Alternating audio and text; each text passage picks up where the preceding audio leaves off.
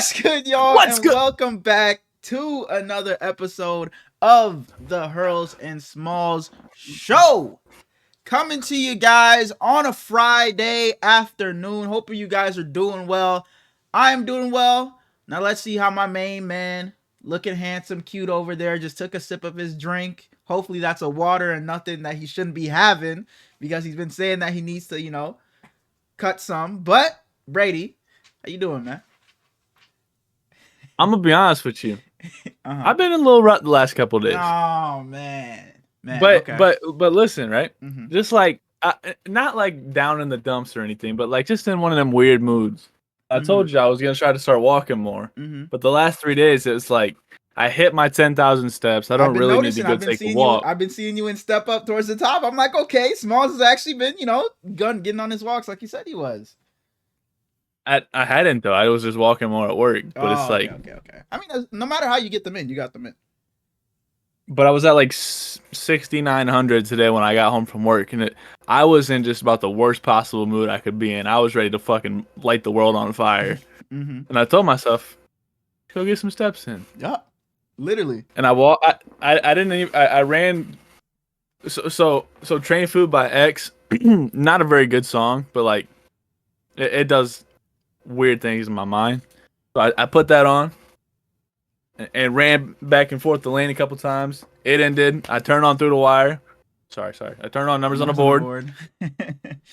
and I did like 2.5 miles, just walking back and forth. Bro, walking like it's like kind of just clears your mind. It put me in so much better mood, bro. you're just by yourself, whether you're listening to music, an audiobook, or whatever it is, or even nothing. You're just listening to the cars drive by, the birds. It's like it just puts you in a better mood because it puts you like.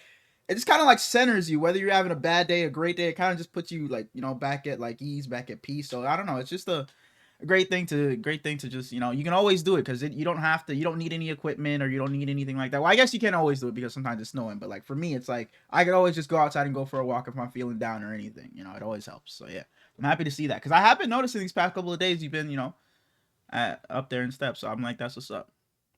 And I hit like a mile and my phone started ringing. It was my grandma. And today's her birthday, and I hadn't called her yet because happy birthday. I didn't get off work until 7:30, and I didn't want to call her at work because I didn't want to be talking to her and then be like, Brady, come do this or some shit like that. And I didn't want to call her after work because I didn't want to cop an attitude with her or anything. I just wanted to clear myself, So when she called me, I just walked back and forth, talked to her for like 25 minutes. It just the world was all okay in that moment. Literally things like that. Like you can find small ways to get your steps in. Like going to the grocery store is a way you can sneak in an easy like 2,000 steps just going up and down the aisles. Just parking your car further wherever you go somewhere. That'll get you an extra couple. Like you said, when you're on the phone, just going for a walk and shit like that. There definitely are a lot of ways to just sneak a couple in. Like me going to the gym, I sneak a lot in when I'm like in between sets. Say I just finished lifting, then I'll take a minute and a half off and I'll just walk around the benches for a little bit, then get back to it. So yeah, there definitely are a bunch of different ways to sneak them in. So I'm happy to hear that. Yeah. My teeth are driving me absolutely bonkers. I told you I went to the dentist last episode, and I don't know if they did something wrong or if I'm just not used to it yet. But it's irritating the shit out of me. Is it like a kind of like a drill kind of on your tooth? No, it's like it doesn't hurt or anything. It's just I got fillings, so there's okay. stuff there that didn't used to be there. Are you like not allowed to eat or something for a certain amount of hours? No, it's completely fine. It's just feels weird. Okay, all right. That's good to hear. I'm glad that you got your steps in. But how you doing? Dentist. I am. I'm alive, so I'm doing great. I'm doing great. I'm alive. Life has been great lately. I had Khalees and Autumn in town. I had a lot of fun with them. I feel like, just life has been just pretty decent lately. I really don't got much to complain about. I've been doing better, like when it comes to, working out, eating better. So, but I did send you the picture today. You said shaking my head. Bro, I don't know what it was. Today I was like, you know what? Fuck it. I'm gonna go get an Oreo milkshake. And it was only that the Oreo milkshakes at Charlie's are only like 670 calories. So I know Bro. only, but it's like a lot of milkshakes you find will be 1,000 plus.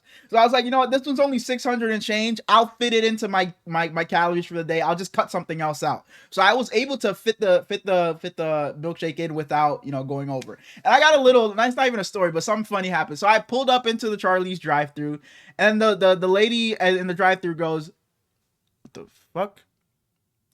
Okay, I'm still recording. But the lady at the drive-thru goes, "Hang on, give me 1 second."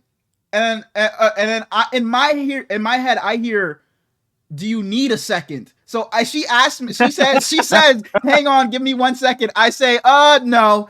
And she comes back onto the speaker. She's like, "Wait, what did you say?"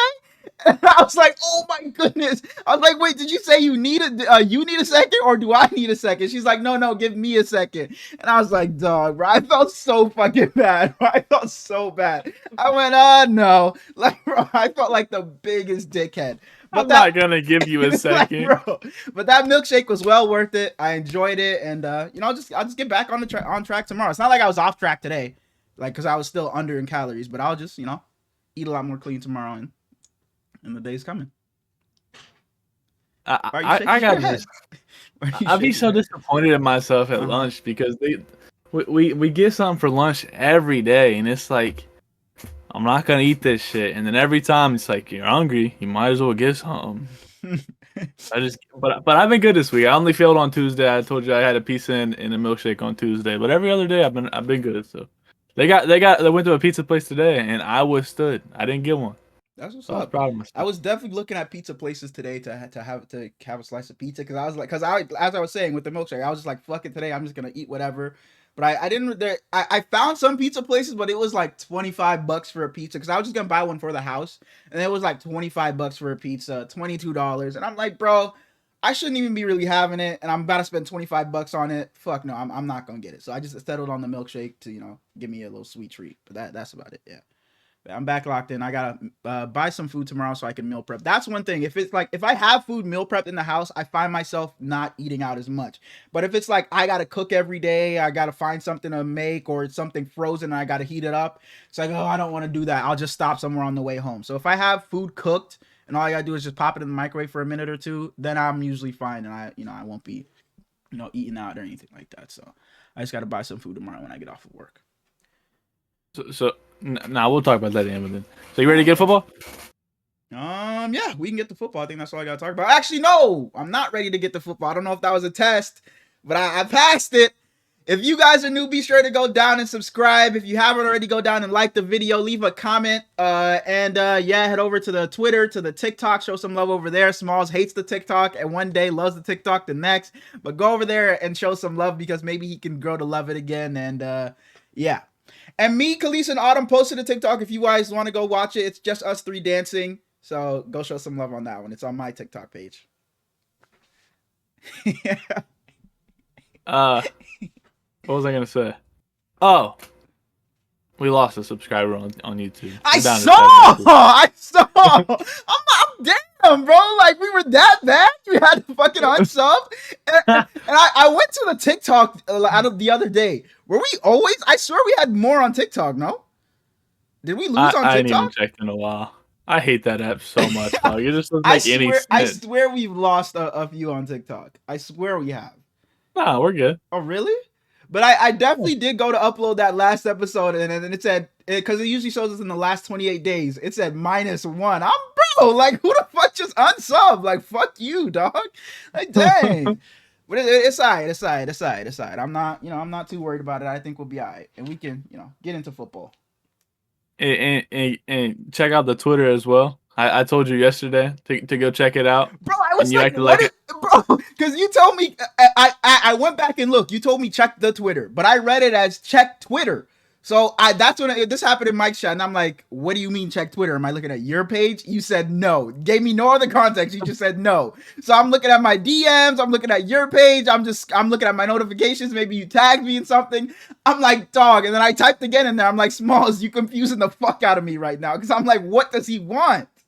And so Did I respond? No, you didn't. So I'm like, bro, I fucking give up. I give up. But then I went back and I seen you meant the Twitter, like our Twitter. So then I was like, oh, okay, that made sense. So you I did you watch it? watch it.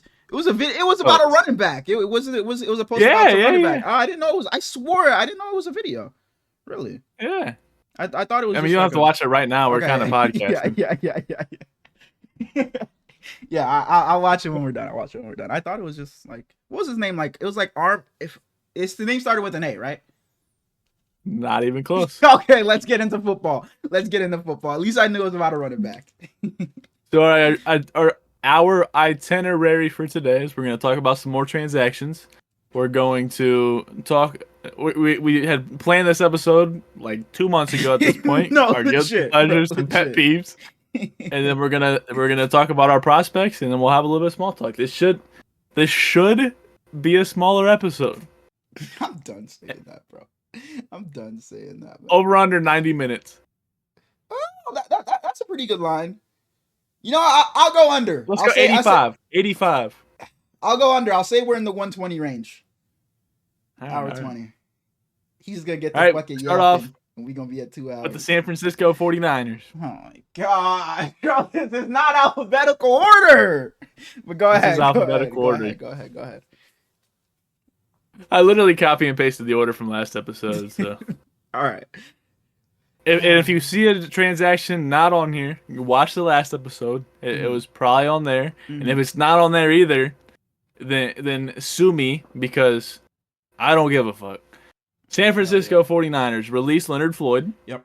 They signed I'm struggling with words today. DeMarcus Robinson to a 2-year, $9.5 million from the Rams, and they signed Mac Jones to a 2-year, $7 million from the Jaguars. Former Pro Bowler Mac Jones, former Kyle Shanahan guy Mac Jones. Go ahead. What do you think? Some big moves right there. The Niners, we're in a period where it's like I talked about it last episode. It's like, I guess this is what happens when you got to pay your guy. You got a lot of people walking, and you're not bringing in too much. I mean, I expect this to be not as bad as last year, but I expect this to take a step back from what we've been known to be over the past few years. So this isn't surprising anymore. You know, the first day of free agency wasn't surprising, but it just kind of hit hard. So it's not really hitting it hard anymore. It's just kind of what I expected. Now, something that did hit hard was us not getting Joey Bosa. When I saw him sign elsewhere, I was like, whoa, this might be rough. But, you know, I expected a lot of these guys to not come back, a lot of these cuts. But, hey, man, I'm just waiting to see on what Brock Purdy gets because, fuck, man, this has been a rough free agency for us. But this, again, wasn't surprising. So On some hoe shit, I'm so glad Joey didn't come to y'all because I can continue to hate now. Like, that is crazy. So Smalls texted me saying, hey, if Joey Bosa signs to y'all, I'm a fan. And now look at his fucking reaction. I'm so glad now I can keep. Next team, bro. Next team, man. Joey Bosa, you a fucking bitch. You're not invited to fucking Nick Bosa's birthday party no more, man. Next team. And look at his face. Look at it. Hey, another Jaguar to the Niners, bro. Jags and Niners, I swear they love just taking each other's players. Me and Stewie's talk about it, bro. We love taking each other's players. Go ahead. Speaking of birthdays, I know a quarterback that dropped to like the 10th overall pick because none of his teammates were at his birthday party. No, you don't get that reference. I'm pretty sure you said you love that movie.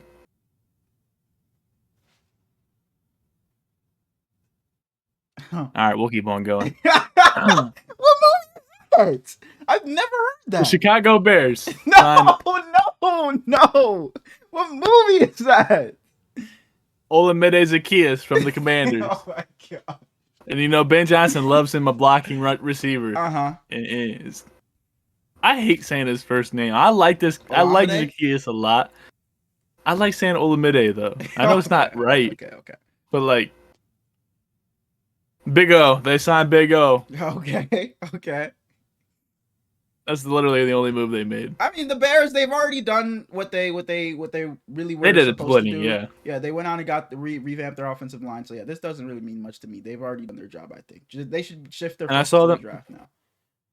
I saw them talking about the moves that they made allowed them to completely open up their draft board again to just go after whoever they want. I think that's cool. For sure. Did you see a Ryan Poles trying his ass off not to smile when Ben Johnson was talking about the linemen. Mm-mm. They were talking about like how good their line had gotten, and he kept smirking, and then he would figure himself, and then he would. Man, let that A funny smile guy. out, bro. You did a great job, man. Let that smile out. And the Twitter account for the Bears posted like their three new guys, both their guards and their center, and Caleb behind them, and it's like the bear wall or some shit like that. And a dude responded to it and was like, "Yeah, this is really good, but let's see how good they are with five guys."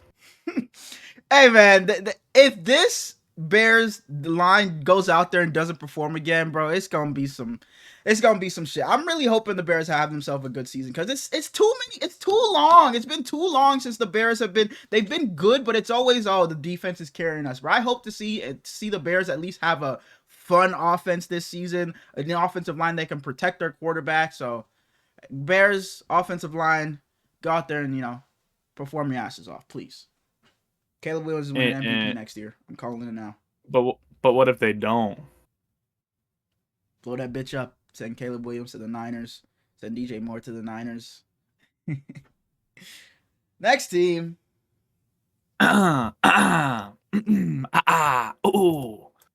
Sorry, I don't know what I'm doing. Next team, Cincinnati Bengals. Marco Wilson resigns for 1 year, $1.5 million. Next team, Buffalo Bills. Bro, Bengals, y'all suck. Buffalo Bills re-sign Ty Johnson for 2 years. They bring in Joey Bosa for 1 year, $12.5 million. Larry Ogunjobi, 1 year, $8.3 million. That was a weird release to me. I didn't really like that one. I thought the Steelers should have kept him. Re-signed Damar Hamlin for 1 year, $2 million. They signed Derek Forrest from the Commanders for 1 year. They trade Kyer Elam in a 2025 6th for a 2025 5th and a 2026 7th. And they signed Laviska Shenault from the Chargers. I think the Bills are having a really good offseason. It's not a lot of, super splash moves, but I think all the guys that they've kept, I think they've handed out really nice contracts. And they went out and got guys like Larry Ogunjobi, like you said, and then somehow got Joey Bosa away from his brother and was able to get him to Buffalo. But I really like that because I said they needed to get some edge rushers and some people on the defensive line that can help. Joey Bosa isn't as great as he once was, but if he can just stay healthy, he's still a very productive player. So I really like the offseason that the Bills are having. But Joey Bosa, you should be a fucking Niner.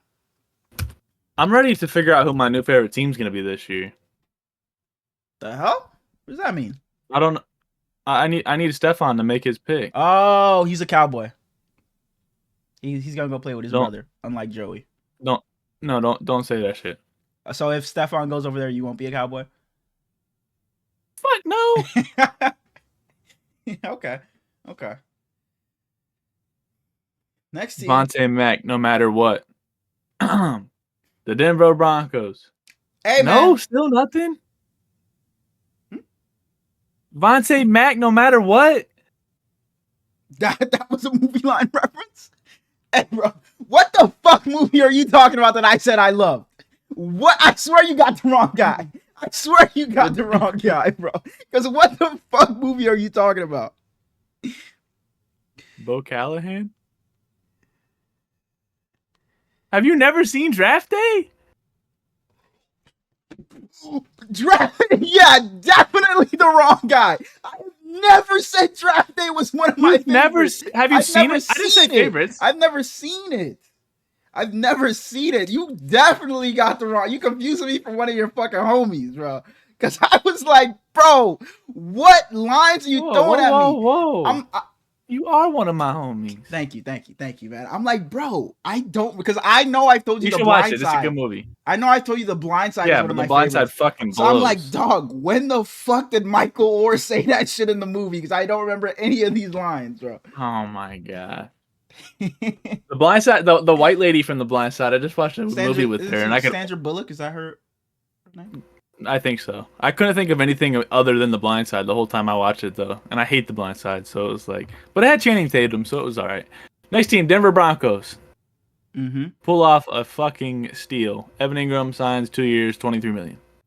I love that the offseason that the Broncos are having. I wouldn't hate for them to go out and get another. They got a tight end. I wouldn't mind them going out to go get another receiver. Who knows? Maybe Stephon Diggs if that's a spot for him. If he isn't commanding too Stop much. putting my boy on these weak ass teams. If he isn't commanding too much money, I wouldn't hate to see him over there. But even if they don't do anything else, I already love that the offseason that they're having. They went and got Dre. I think they paid a little much for Talanoa Hufanga, but he's still an upgrade over there. You already talked about Evan Ingram. So if Bo Nix can just take another step, and I like the Broncos a lot to be the definitive second best team in that division. Who knows? Maybe the first if the Chiefs take a step back. They got to draft a running back, right? For sure. I think so. Like I wanted them to take Malachi Starks, but they took Hufanga, so they don't need a safety now. Mm-hmm. So I'm kind of curious the direction they go. Yeah, but if Dre and Huff can stay healthy, that defense is gonna be a problem. Especially because they got that one guy over there. Ooh. Next up. Mm-hmm. I'm proud of you. You just pulled something out of your ass. I was just bullshit when I said that one guy. I had nobody in mind. Okay, I definitely thought you saw my PS2. I see them on my For You page dancing the other day. I love PS2. Good console too.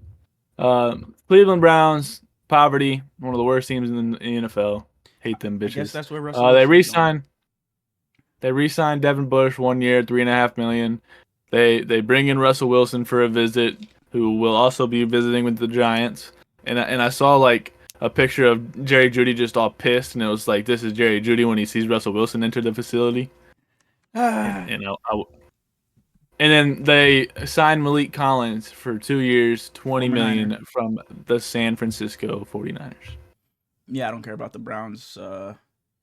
Good, have fun with Russell Wilson or Aaron Rodgers, but yeah, you guys should have traded Myles Garrett. I still think. Don't do either one of them punk ass things, Cleveland. Please, that's definitely what they're gonna do, though.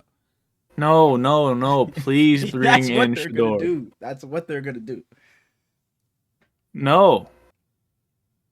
I'm not betting with you. You don't even pay out. I literally told you I couldn't pay you. I told you I couldn't because your Zelle wasn't working. Oh yeah. And we never had to talk. $5. How about you never pay out? That's crazy. $5. So I'm saying that their quarterback's gonna be Russ or Rodgers, and you're taking the field. All right. I think they might go Kirk Cochains. I completely forgot about Kirk Cousins, dog. Holy shit. Completely forgot about him. Where does he even... I haven't heard a damn thing about him. Kirk Cousins, come on the pod, man. Next team. Kirk Cousins, don't come on the pod, man. Next team. Trey Lance, come on the pod, man. I saw you he's having a tough time finding a job. Come on, man. Come on. We can, you can come on here and you can be right pitch, here. Make a pitch for yourself. And if Morgan is watching, it's gonna be just like that one episode all over again. Because what the fuck you pointing at? Down here. Yeah, you be right there, Trey. You be right there.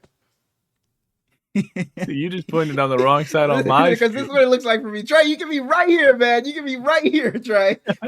Nothing. All right, we got the Tampa Bay Buccaneers. Mm-hmm. They re-signed Kyle Trask 1 year, $2.5 million. Mm-hmm. They bring in Kendall Vildor from the Lions 1 year, and they bring in Anthony Walker from the Dolphins. Not a whole lot going on for Tampa right now. I like them re-signing Chris Godwin. I still don't really like the move for Hassan Reddick. Mm-hmm. Man, my brain's not working. But they got Baker, so yeah, they should be fine. They'll be probably around the same range they were this past season. Yeah, but Rashad, what you're gonna get from them, I think. They're RB1 again, so all will be right in the world. The Arizona Cardinals. Hey, to any lady out there, just know, man, if you ever want to talk to this guy, you got the most loyal man in the world. Because no matter how, if you stop hitting the gym and you just lose yourself, he will always love you no matter what. You better lose yourself. If you lose your job and have no money anymore, this man will still have your back. Because no matter how bad these players get, whether they're not on a team for 5 years, he will still have their back. So ladies, if you're looking for a loyal man, this is the guy to talk to right here. Continue. I was going to defend myself and say that's not true. But I want Michael Thomas on the Jets so bad that it's... Right. I would fight you to get Odell back on the team. All right. Moving on.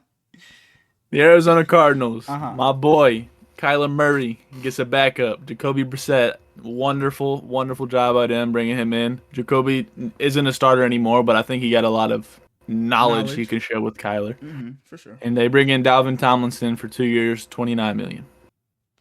Cool. Don't have much to say, yeah. Draft the receiver or go get someone, please. The Los Angeles Chargers. Shout out my boy Kevin. A little bit of a disappointment here. Why? I feel like they just haven't gone out and spent some of them. You could say, go ahead and read off the names first. Sorry. They re-signed Troy Dye, 2 years, $5.5 million. They re-signed Jalen Reagor. They signed Ben St. Just from the Commanders. They bring back Mike Williams from the Steelers for 1 year, $6 million. They signed Deshaun Hand for 1 year, $3.35 from the Dolphins, and they re-signed Taylor Heineke for 1 year, $6 million.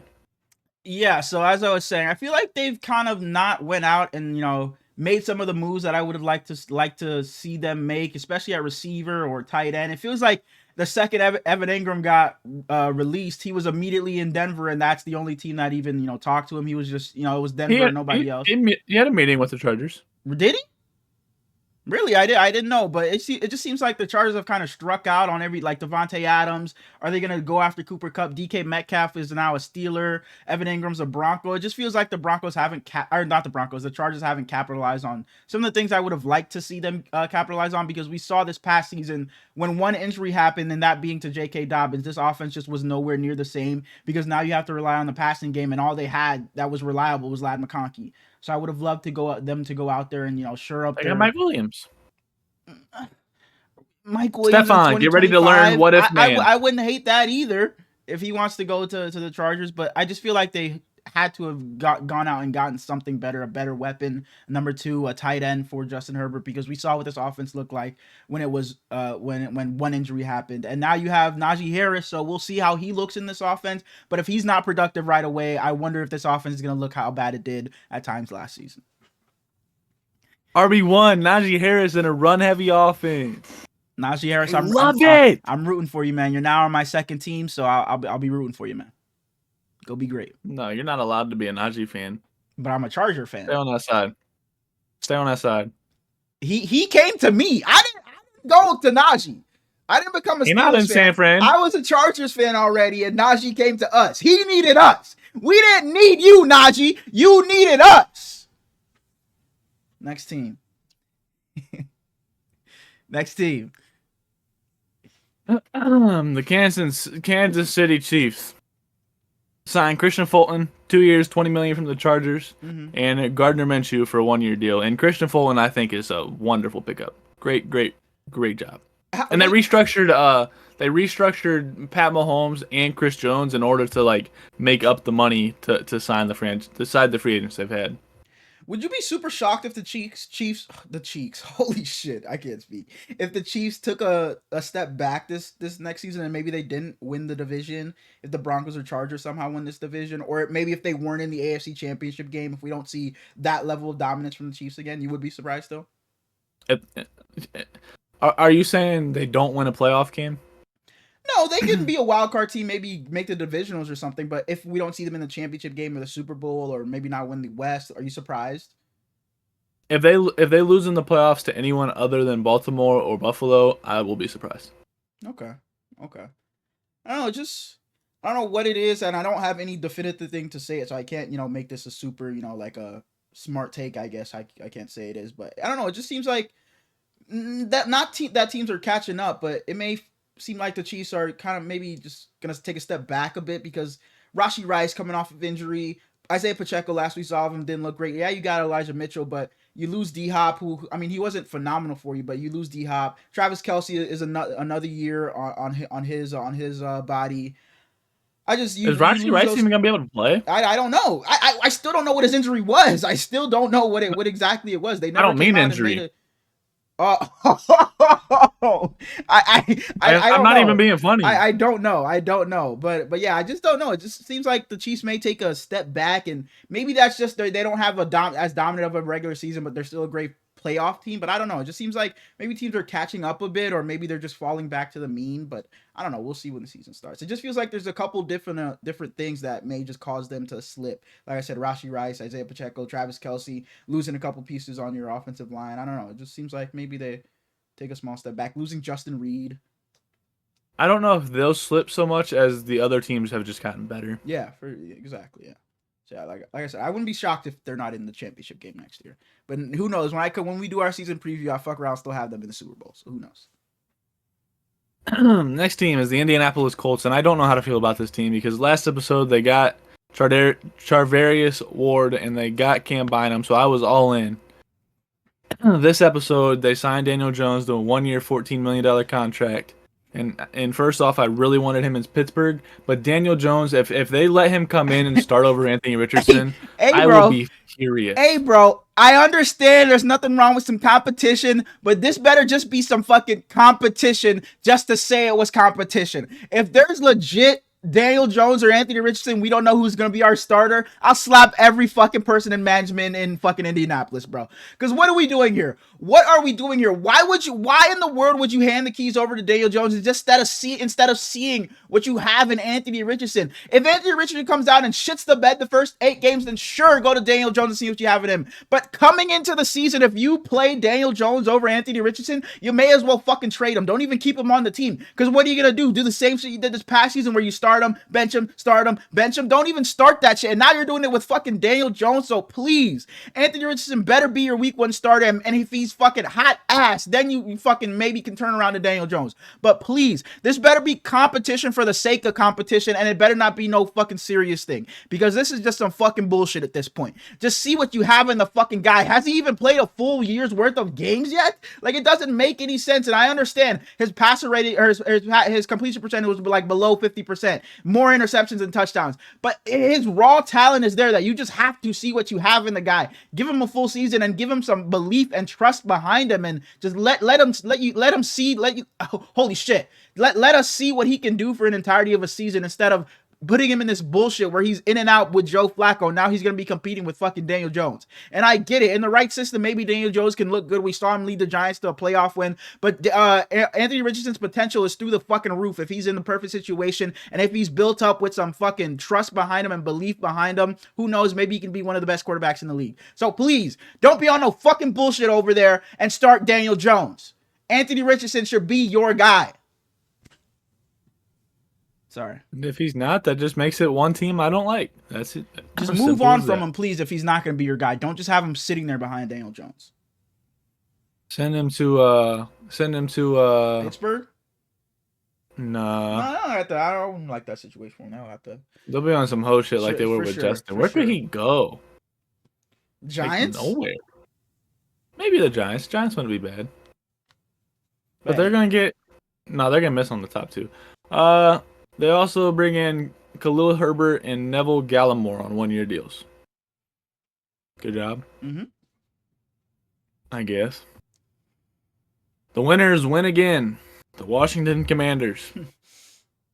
They signed Will Harris to a 2-year, $8 million deal from the Saints. They re-signed Marcus Mariota to a 1-year, $8 million deal. He had other suitors, but he chose to come back. I like that.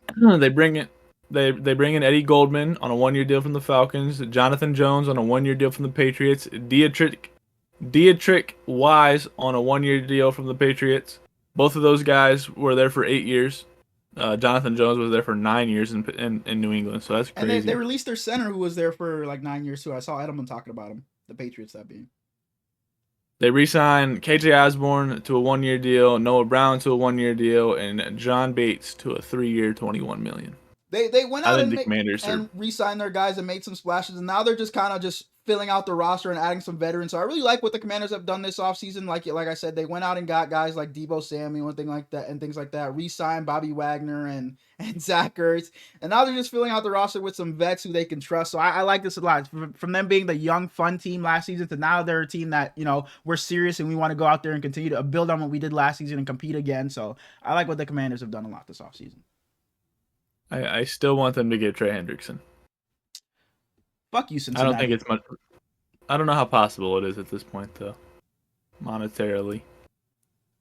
The Dallas Cowboys have made one of the most, or have made some of the most moves in free agency so far, and I think they've gotten worse. I seen a TikTok about this. They went out and fucking signed every fucking first round bust there ever was. Literally every I saw single Nico one. talking about Yeah, that. oh, that's who it was. Yes, yes, yes. They signed Solomon Thomas to a 2-year, Over $8 million from the Jets. They re-signed Cavante Turpin, 3 years, $18 million. He was one of the best players in the UFL, and we're locked in to what team? The San Antonio Longhorns? No, it starts with an S. No, Bro, you are bogus. Stallions. No. They signed edge Peyton Turner to a 1-year, $3 million deal from the Saints. He was the first round pick, or he was their first round pick in 2021. They trade for Kyrie Elam. I already talked about that package. He was the Bills' first round pick in 2022. He's literally looking up San Antonio right now. I am. Brahmas. The Brahma Bulls. Okay. They trade for Kenneth Murray and a 2025 7th for a 2025 6th. Yeah. And Kenneth Murray was the Chargers' first round pick in 2020.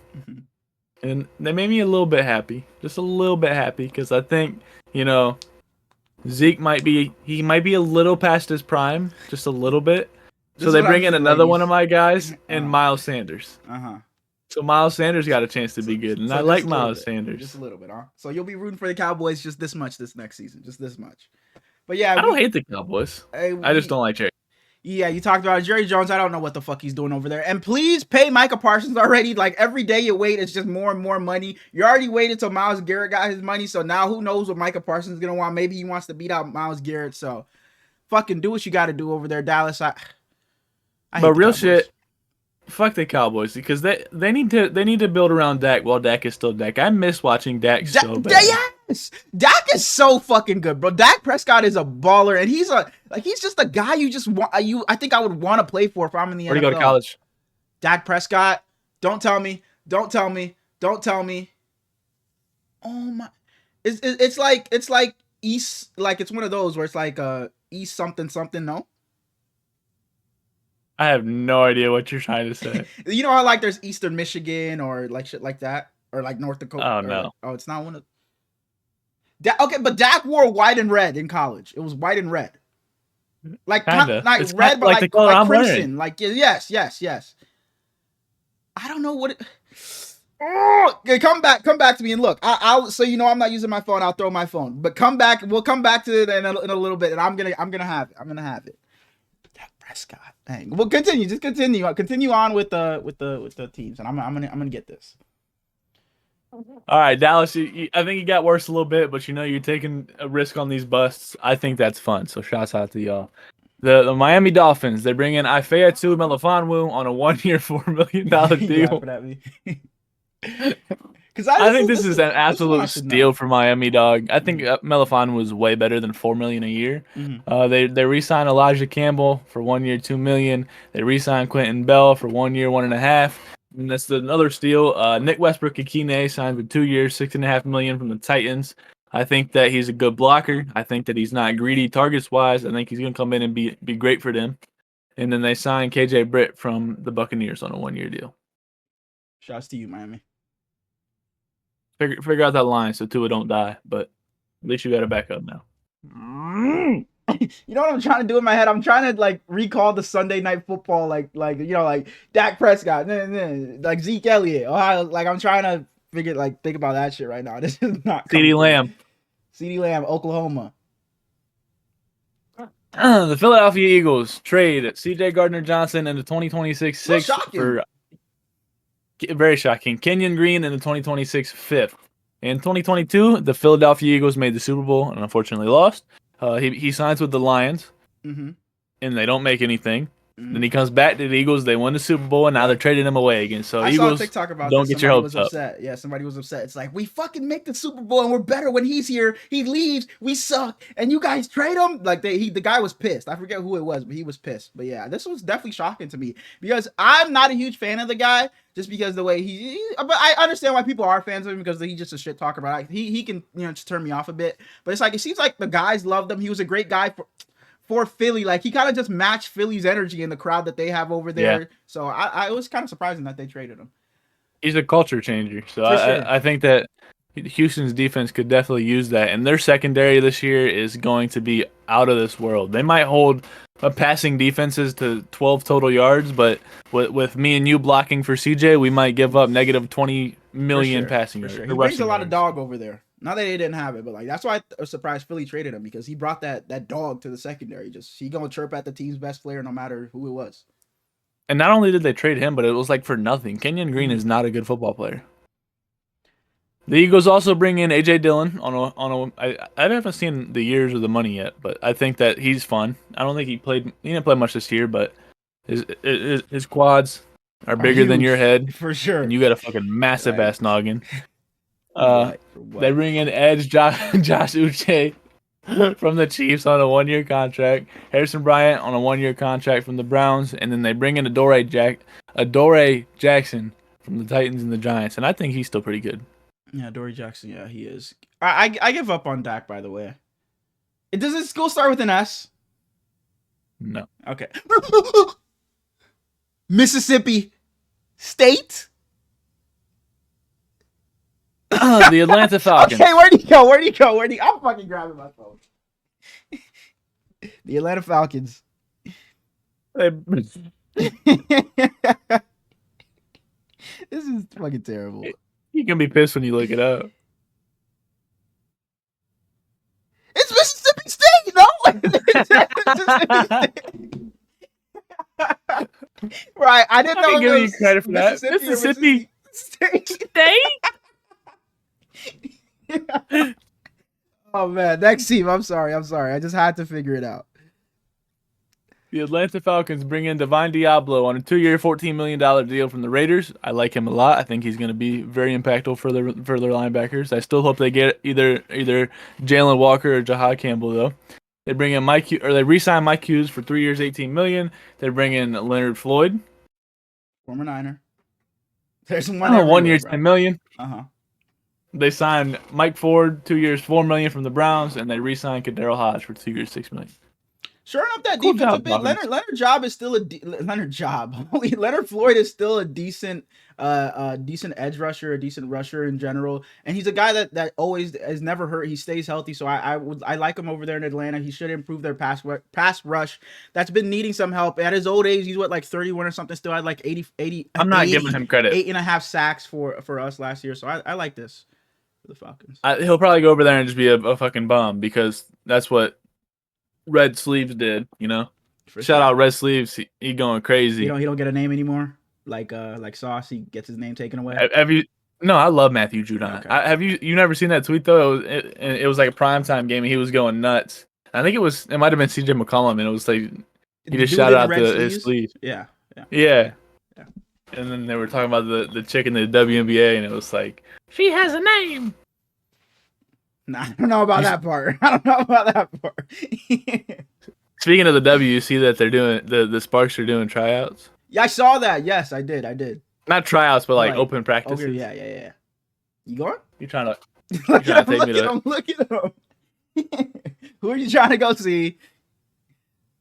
I'm just trying to play defense, you know. Show off what I got. Oh my. What? You are hilarious, bro. Next I don't know what you're talking about. Next fucking team. Derek and Hembry could have it, dog. Lordy mercy. Look at him. The New York Giants. Cameron Brink trying to like back me up. Wait, is it Cameron Brink?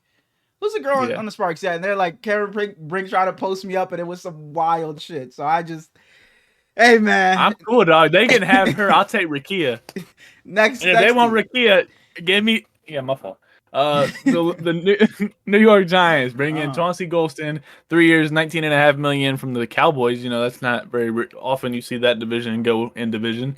And they bring in Javon Holland on 3 years, $45 million. I think he's a wonderful pickup. For sure. But the interview that he did, or his podcast, whatever you want to call it, went a little viral because he was like, I want this, and he didn't get any of that shit. He went to the fucking Giants. So money talks.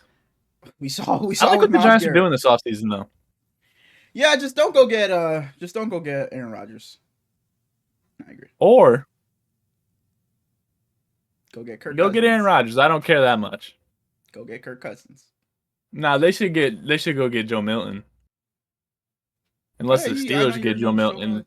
Bro, fuck the Steelers. Fuck the Steelers. Fuck the Steelers. The Giants, so if they can't get Joe Milton, they should really just go get Sam Howell. Hell Or yeah. just bring back Mr. Locke. Would love it. Would love it. Hell yeah. knew Now it. you're speaking my language. Next up, we got the Jacksonville Jaguars. Mm-hmm.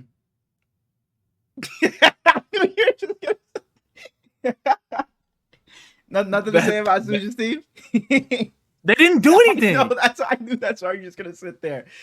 And Suj commented on the last episode. He was like, "Nah, for real. There's no reason why Evan Ingram isn't a Jag." And we talked about it last episode, but I don't know.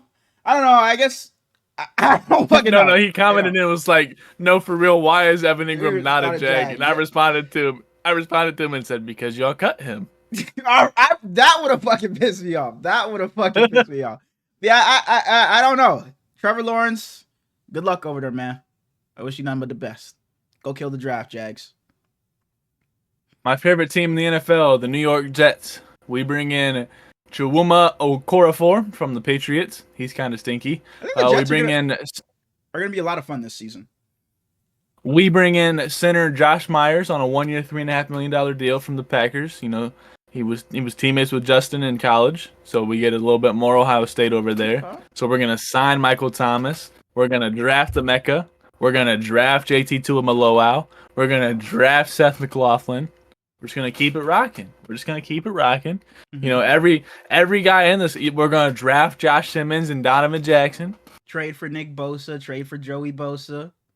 Well, no, those are unrealistic. Okay. Sorry. We keep it realistic around here. Oh, my fault. Yeah, Sam Howell being a They released very realistic. They released CJ Mosley.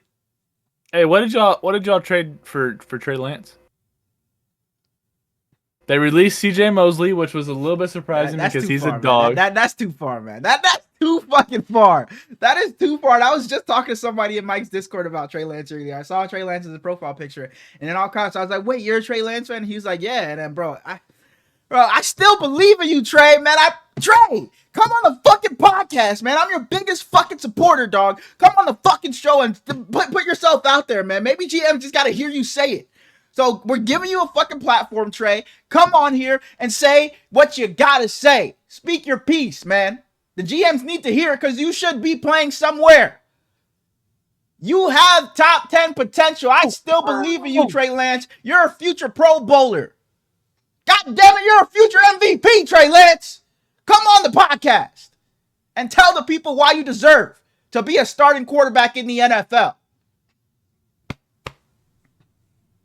Go ahead. If Trey Lance is the future MVP, man, I wonder what Sam Howell can be.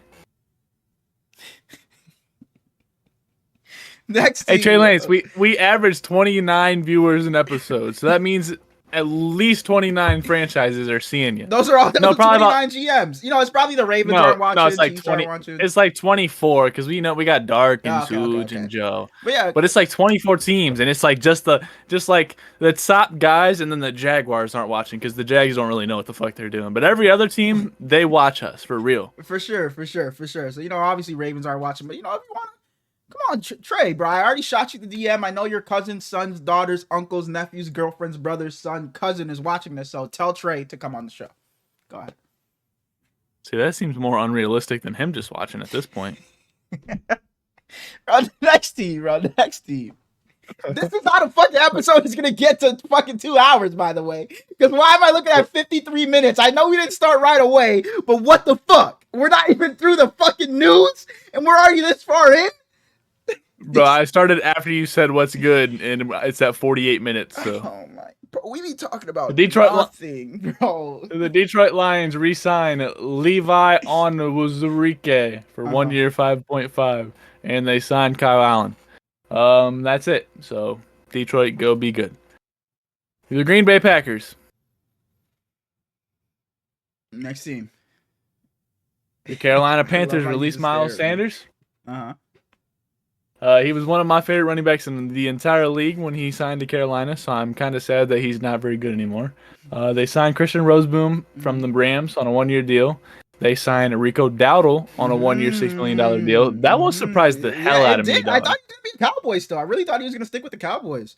But yeah, I like that for the Panthers though. I like that.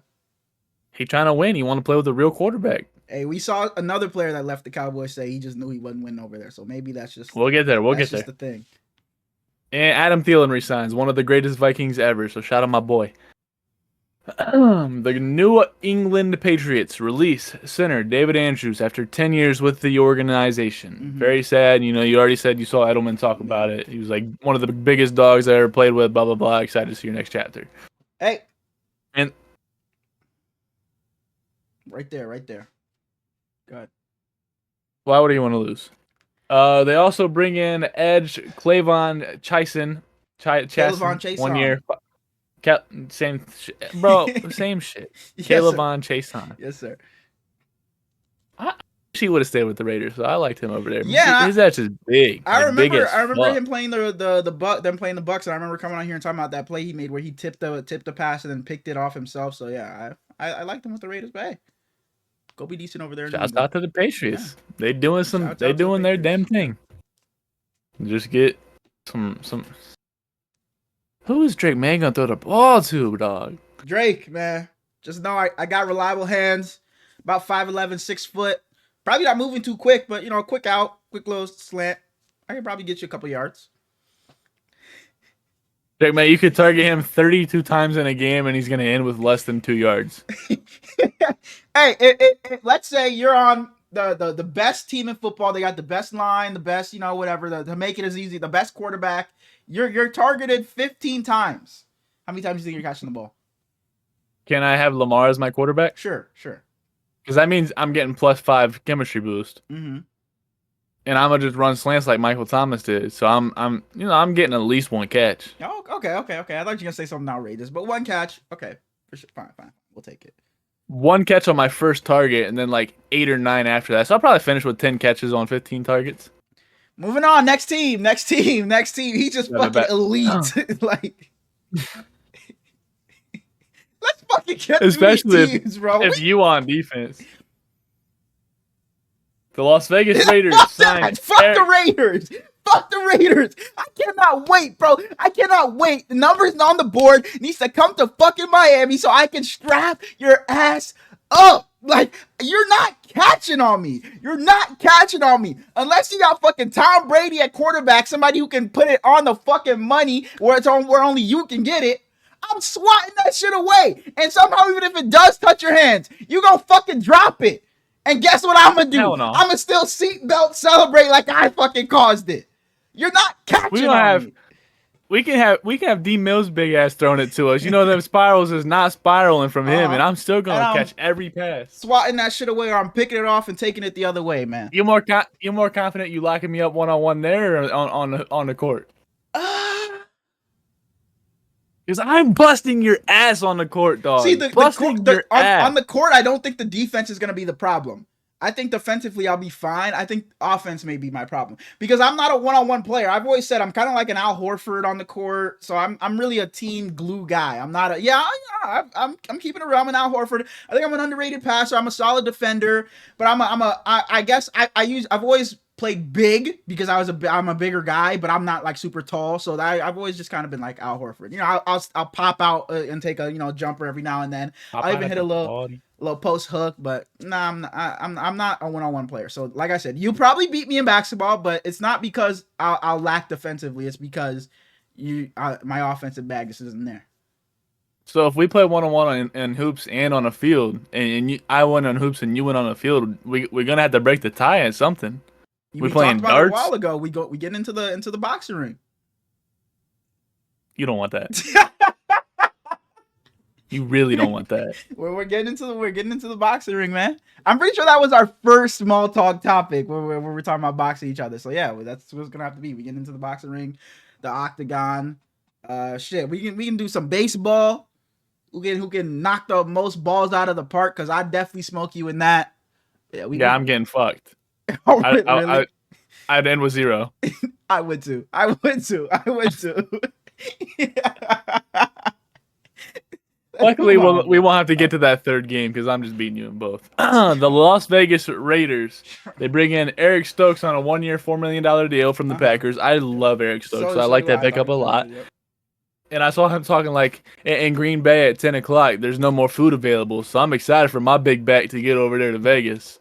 And I don't know if I like the sound of that. No, but all right. Good luck. They also bring in Raheem Morris on a 1-year, $2 million deal. And I said Raheem Morris. I was definitely about to say. I started out of my head, and I was like, wait, Raheem Morris. Raheem Mostert. Mostert. Former Niner for sure. Former Dolphin. Former Raven. Former Brown. I think he was a Giant. He was on a bunch of different teams before he got to the Niners. He's so fast. Shout outs to him. I don't even want to talk about the Rams because I just fucking hate YRG Anthony. His ass sucks. He just gets to root for a good team. Wow. Yeah, I told him in the Discord the other day, congrats on winning the West again, because, you know, the Rams are just doing a great job over there. Devontae Adams, and you see Devontae Adams talk about how Sean McVay, you know, pitched them to get over there, sending him the film breakdowns. It was like a 7-minute video of him voiceovering Devontae's like film and shit. So Devontae was like, you know, I felt really appreciated that a coach went out of their way to do all that for me when no one else did it. You got Puka changing his number for Devontae Adams, going to 12, his college number. So Rams, man, congrats. I like the story behind 12 though.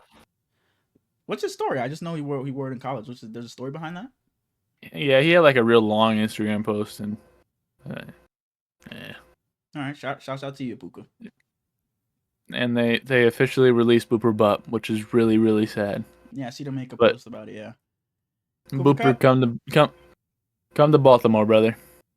He just doesn't feel like a Raven. I would like that, but he just doesn't give Raven vibes at all. Come to the Jets, brother. Come to what other teams do I root for?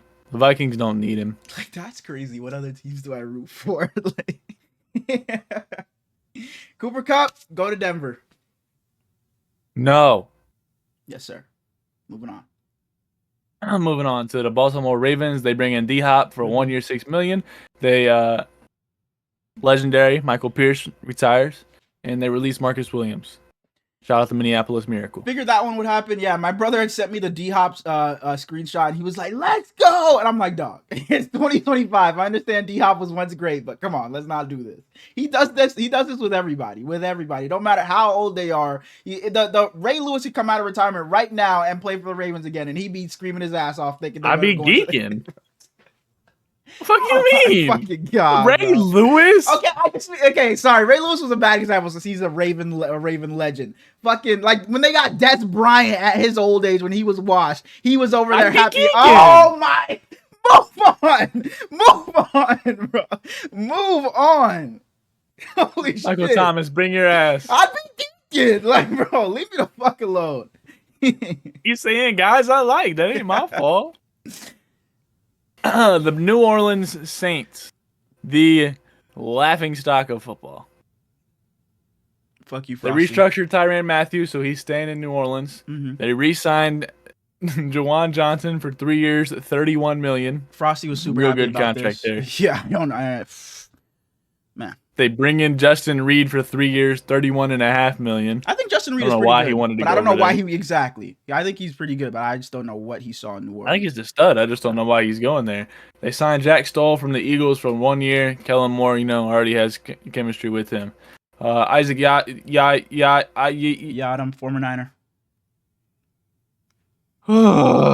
Struggling with English. You good, man. You good. 3 years, $9 million, and they bring in the greatest center of all time, Will Clapp. Once again, shout out Derek Henry. By me, so shout out to you. You drafted Will Clapp? Yeah, remember I drafted him in the, what was he, like a 7th rounder or 6th round, whichever round we did. He was on my team. He was my last pick. You know what? I will clap. Next team, we got the Seattle Seahawks. Really? I just don't like their free agency in general. Not this. No, I'm not saying the second wave, but I'm just, I hate their free agency. Now that you reminded me. Go ahead. I think they're the winners so far. They bring in Marquez Valdez. Winners of what? Winners of what? Probably the Super Bowl, for being honest. Marquez Valdez-Scantling, a 1 year, $5.5 million from the Saints. He reunites with Clint Kubiak. He was really good with them last year, so shouts out to him. He'll be their probably third option.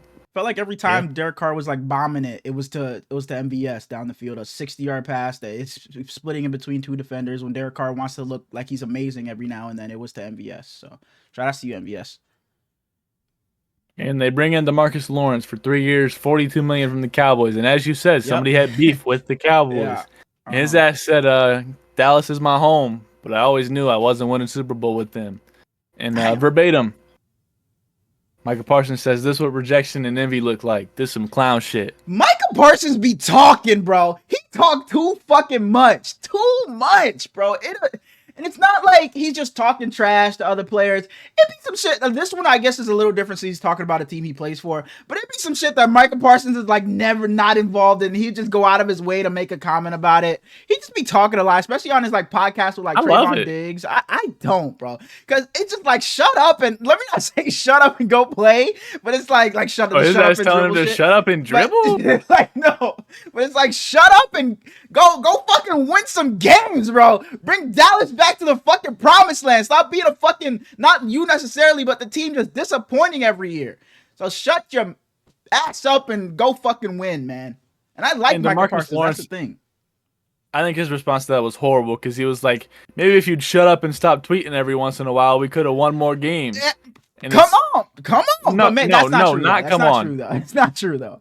Because Micah Parsons even if it is true, DeMarcus, you on the team. You could have gotten them more wins. What do you mean? Yeah. This is like you coming there and you trying to change it. You was there. Yeah, Micah Parsons was out, came back, and their defense became back to being great immediately. So, yeah. But, no, he does just tweet and be saying shit a lot, though. He's right. But definitely wasn't Micah Parsons' fault. Yeah. We got Aaron Rodgers' next team, the Pittsburgh Steelers. They bring Brandon Eccles in for 2 years from the Jets. Eccles. That's what I thought. They officially get Darius Slay on a 1 year, $10 million guaranteed. They bring Mason Rudolph back home, 2 years, $8 million. And my homie Khan is a diehard Steelers fan, but he absolutely despises Mason Rudolph. So I thought this was so comical. Mason Rudolph signing there after he sees Myles Garrett re-sign with the Browns. He's a brave guy. We know what happened last time those two saw each other. But yeah, I don't know what the fucking Steelers' plan is at quarterback. If it's Mason Rudolph going into the season, oh, sorry. I apologize. There's some important stuff. Yes, sir. Scotty Miller and Ben Skoranek re-signed for 1 year. My goodness.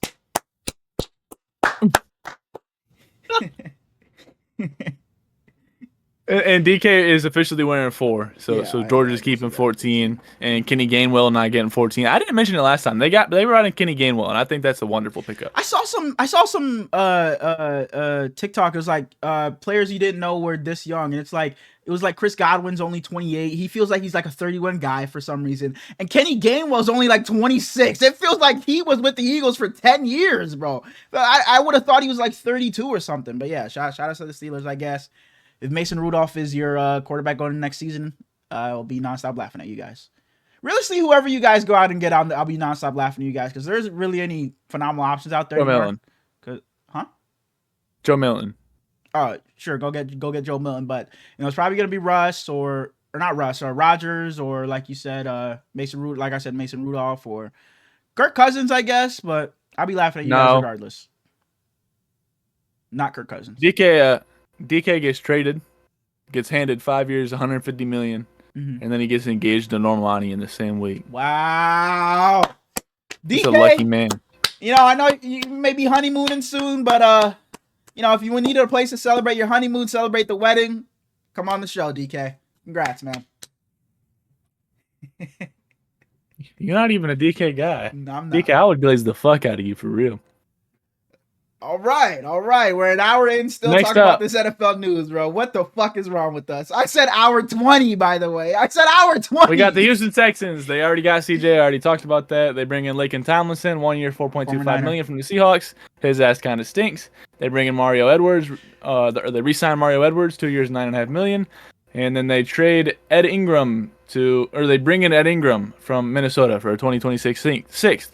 And Ed Ingram also kind of stinks. So I don't like Houston's offseason so far, other than C.J. Gardner-Johnson. Yep. Agreed.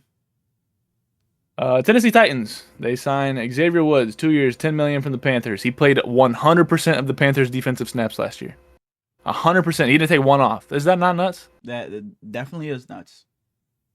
They sign Van Jefferson, 1 year deal. Kevin Zeitler signs for a 1 year deal from the Lions.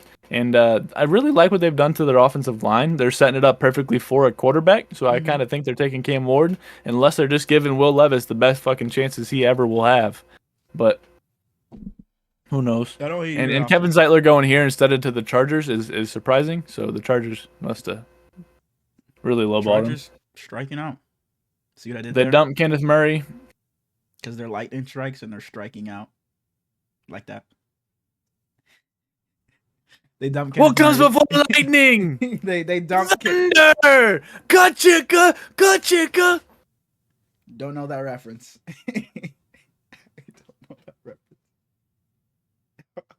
Oh, bro. We appreciate y'all for watching. This will be the last episode we ever have of the Hurls and Small show. If this man doesn't go watch Cars by the next episode. It's Cars. Yeah, I'm not a Cars guy. Not a Cars guy. Life is a highway. Not a Cars guy though. I know Cars is your favorite animated Pixar. It might even be your favorite movie all time, but I'm not a Cars guy. Shout outs Mater. Draymond Jones signs a 1 year, $10 million deal from the Seahawks. Gosh. I love Cars. Brandon Allen signs a 1 year deal from the Niners. I love what the Titans are doing this offseason. Bring in Cam Ward, get your guy of the future. Fuck anything else going on. Minnesota Vikings, Jonathan Allen, 3 years, $60 million from the Commanders. Will Fries, 5 years, $88 million from the Colts. Javon Hargrave, 2 year deal. Harrison Smith resigns on a 1 year, $10 million deal. They get rid of Ed Ingram and they cut Garrett Bradbury. Vikings, y'all are doing wonderful things over there, man. Wonderful things. And it's not Cam Bynum, which makes me sad, but them big bastards down low, they're gonna get the job done. So shouts out to y'all. Go be great, JJ. Both JJs. What JJ? Oh, McCarthy. Dang, just fucking 6 teams got third-round compensatory picks. The Vikings for losing Kirk Cousins. The Dolphins for losing Robert Hunt. The Giants for losing Xavier McKinney. The Vikings for losing Kirk Cousins? Yep. Really? They got it relayed over to this season? I guess so. Okay. The Niners for D'Amico Ryans and Rand Carthen. The Lions for Aaron Glenn. And the Rams for Raheem Morris. All right. And that's all we got for you. We're getting into our pet peeves and guilty pleasures. The fucking supposed to be beef and potatoes of this episode, but Herlin just likes to yap for some reason. No, doesn't even know where Dak Prescott went to college, but it is what it is. You want to start or do you want me to start? I'll start. One of my biggest pet peeves in all of sports, not just the football, but all of sports, is when fans say that the league is rigged. It drives me absolutely fucking bonkers. Yeah, I told you a little bit after like the Chiefs and stuff. I told you I was kind of tired about talking about the Chiefs and the rest. So I definitely feel you on that one.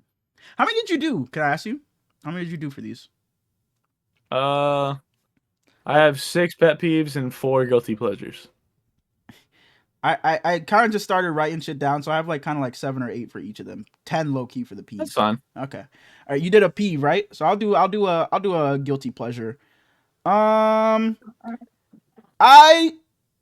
of my guilty pleasures is, it might sound lame to a lot of people, but I love a punter or a punter that can land a kick inside the 1. Like when I see a punt and it lands inside the 1 or the 2, and the punters finally get to have their moment and they're all hype and celebrating. I love that. Maybe a lot of people don't really care about that, but I love when a punter can pin the ball inside the 1 yard line. It's just super cool to me because it's like how many people could actually have that accuracy and that touch to pin the ball that at the 1. So There's been several punter newses that like I just haven't mentioned because I don't give a fuck about punters. So the 49ers released their long snapper Tabor Pepper, but for some reason we still have Jake Moody. Go ahead. You drafted him 3rd round. He's a stud. Go ahead, man. Oh, guilty pleasure of mine is literally just the tight end position. Okay. I think it's my favorite position in all of football. Mm-hmm. I like big ass tight ends. I like fast tight ends. And one of my pet peeves is slow tight ends. Mm. Get ones that are just like run blockers. Just go Like a gain some Jason weight Witten and type play of the guy. line. Yeah, even Jason Wayne could catch though. It's like no, Okay. that style of tight end should die. Okay. One of my pet peeves. This is another kind of random one, just a me thing. That the pink isn't a big thing. The pink breast cancer isn't a big thing in Oh my October anymore. gosh, Like what happened? absolutely. What happened? Like what are we doing with that? I used to like RG3 is probably the most memorable guy with the pink. Him, I remember the Seahawks did, well, everybody did it. I remember Russell Wilson doing it, the pink cleats and all that. So I missed the pink for the breast cancer awareness during October. And NFL, Roger Goodell, please bring it back, man. Bring it back. Somebody start the movie because I'm sure somebody's out there. One random player is just wearing pink, but I want the whole league to be back on it. During October. You might as well give another one because you got more than me. You're right. You're right. You're right. I'll do another pet peeve. Ties. Ties should not be a thing in football. I You thought thought you you meant talking like a about suit ties? tie. Like, don't you ever come to the game wearing a suit and tie? No, but there's ties should not be a thing. I understand. I guess you don't want to run another overtime period because of injuries, but I'm sorry, make it an untimed thing and if you got to do it. But ties should just not be a thing in the NFL. It just doesn't make any sense. I hate seeing a record, especially in fucking Madden. It be pissing me off when I'm 9-6-1. Boy, that should be fucking. I hate it. Just get rid of ties. It should not be a thing, please. We need a definitive winner. Hey, you weak as fuck if you tie in Madden. So I told you I was doing this Giants rebuild last season. I definitely did tie a game, bro, and I was fucking pissed, bro. I damn near wanted to fucking quit out before it ended. But yeah, You bad. Well, a pet peeve of mine is fans that just dick ride the other teams in their division. And what made me think of this one is that literally anything the Commanders do, all of the comments are Eagles fans. And it's like, I had something similar. dog. Yeah. Like, and I can understand when people hate Niners fan because it's not even like in our division. It's like, why do you give a fuck that the Eagles and Chiefs are in the Super Bowl? And it's like, man, I'm not watching this Super Bowl. I hate the Eagles. Or when the Eagles were in the NFC Championship game, man, the Eagles better not go. They can't get to. It's like, why do you care so much? It's like Brock Purdy isn't there to win the Super Bowl, guys. It's nothing we can do now. It's gonna be Jalen Hurts. It's like I just don't understand fan bases hating another. And I get it. It's rivalries. It's the NFL. You hate your division, you don't root for them and shit like that, but it gets to an extent, it gets to a point where it's like, bro, it just really doesn't matter that much anymore. Like, why you just hate? That was, I guess I'll get into one of my things. That was one of my things. Hate watching. I can't stand it. I hate it. I hate it.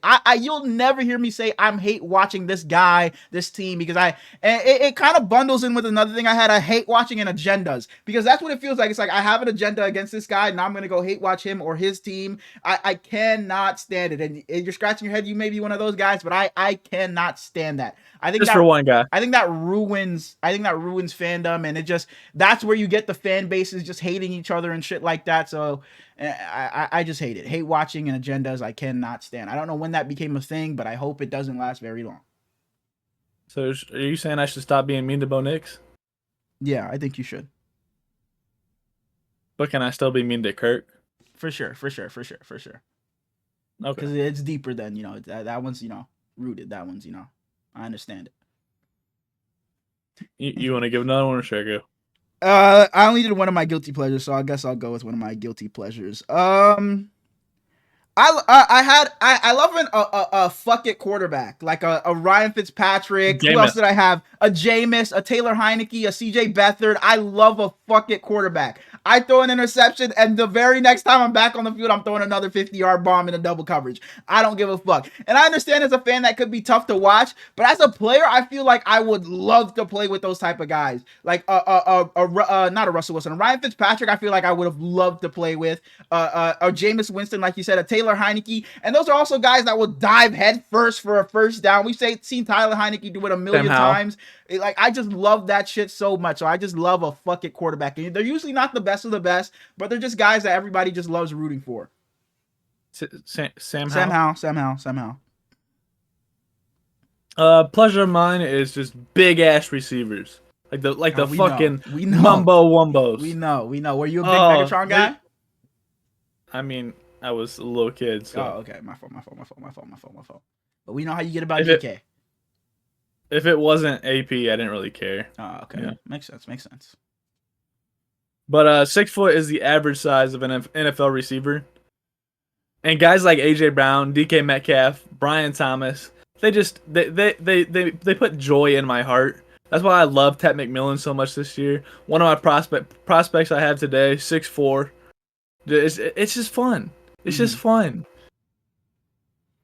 Um, a random. This is super random. Another one of my guilty pleasures is when like a quarterback gets hit late and the whole team rallies to go defend the quarterback, but then it's the quarterback. The quarterback just kind of walks away and doesn't even really give a fuck. It's just the whole team running up to the guy that hit the quarterback, and the quarterback's just walking away in the other direction. Again, that's something random, but that's just something I thought about that I love. Um.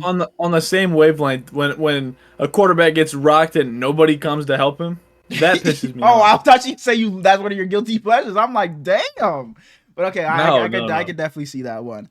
Um, a pet peeve of mine.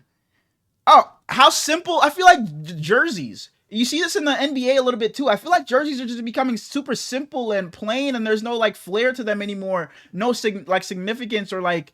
It feels like if you just changed the color scheme, you would think it was just this other team's jersey. Like the Jacksonville Jaguars, their jersey change. It's like if you would have just put fucking black and silver on it, you'd think it's just a Raiders jersey. There's no like just diversity to the jerseys. I feel like jerseys are at a, like kind of like at a downgrade these past couple of years. So I would love, but again, there still are some super elite ones out there. But you see teams a lot have to go to alternate jerseys or throwback jerseys just because their regular jerseys aren't very great. I think so.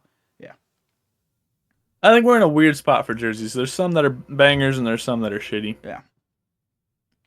Um, on the same wave of my last one, my guilty pleasure, a pet peeve of mine, is these tiny ass receivers. Drives me nuts. Okay. Guys like and I like Wandale Robinson a lot, and I like Demario Douglas, but like, dog, imagine how good they could be if they weren't 5'1". They can't control that. Imagine how good they could be if they weren't 5'1". Like I'm sure he's kicking himself every day because he isn't 6'4". Oh, who was the little fella? Darren Sproles. Was Darren Sproles small? Yes. Yes. Out Yeah. of the Chargers. Yeah. Yeah. I saw like an interview of him, and when he went and was like doing interviews and stuff, they were laughing at him because of his size. And he told his dad, and his dad was like gave him some cool pep talk. And yeah, Shout outs to him. One of my pet peeves is the underthrown ball pass interference. I can't stand it.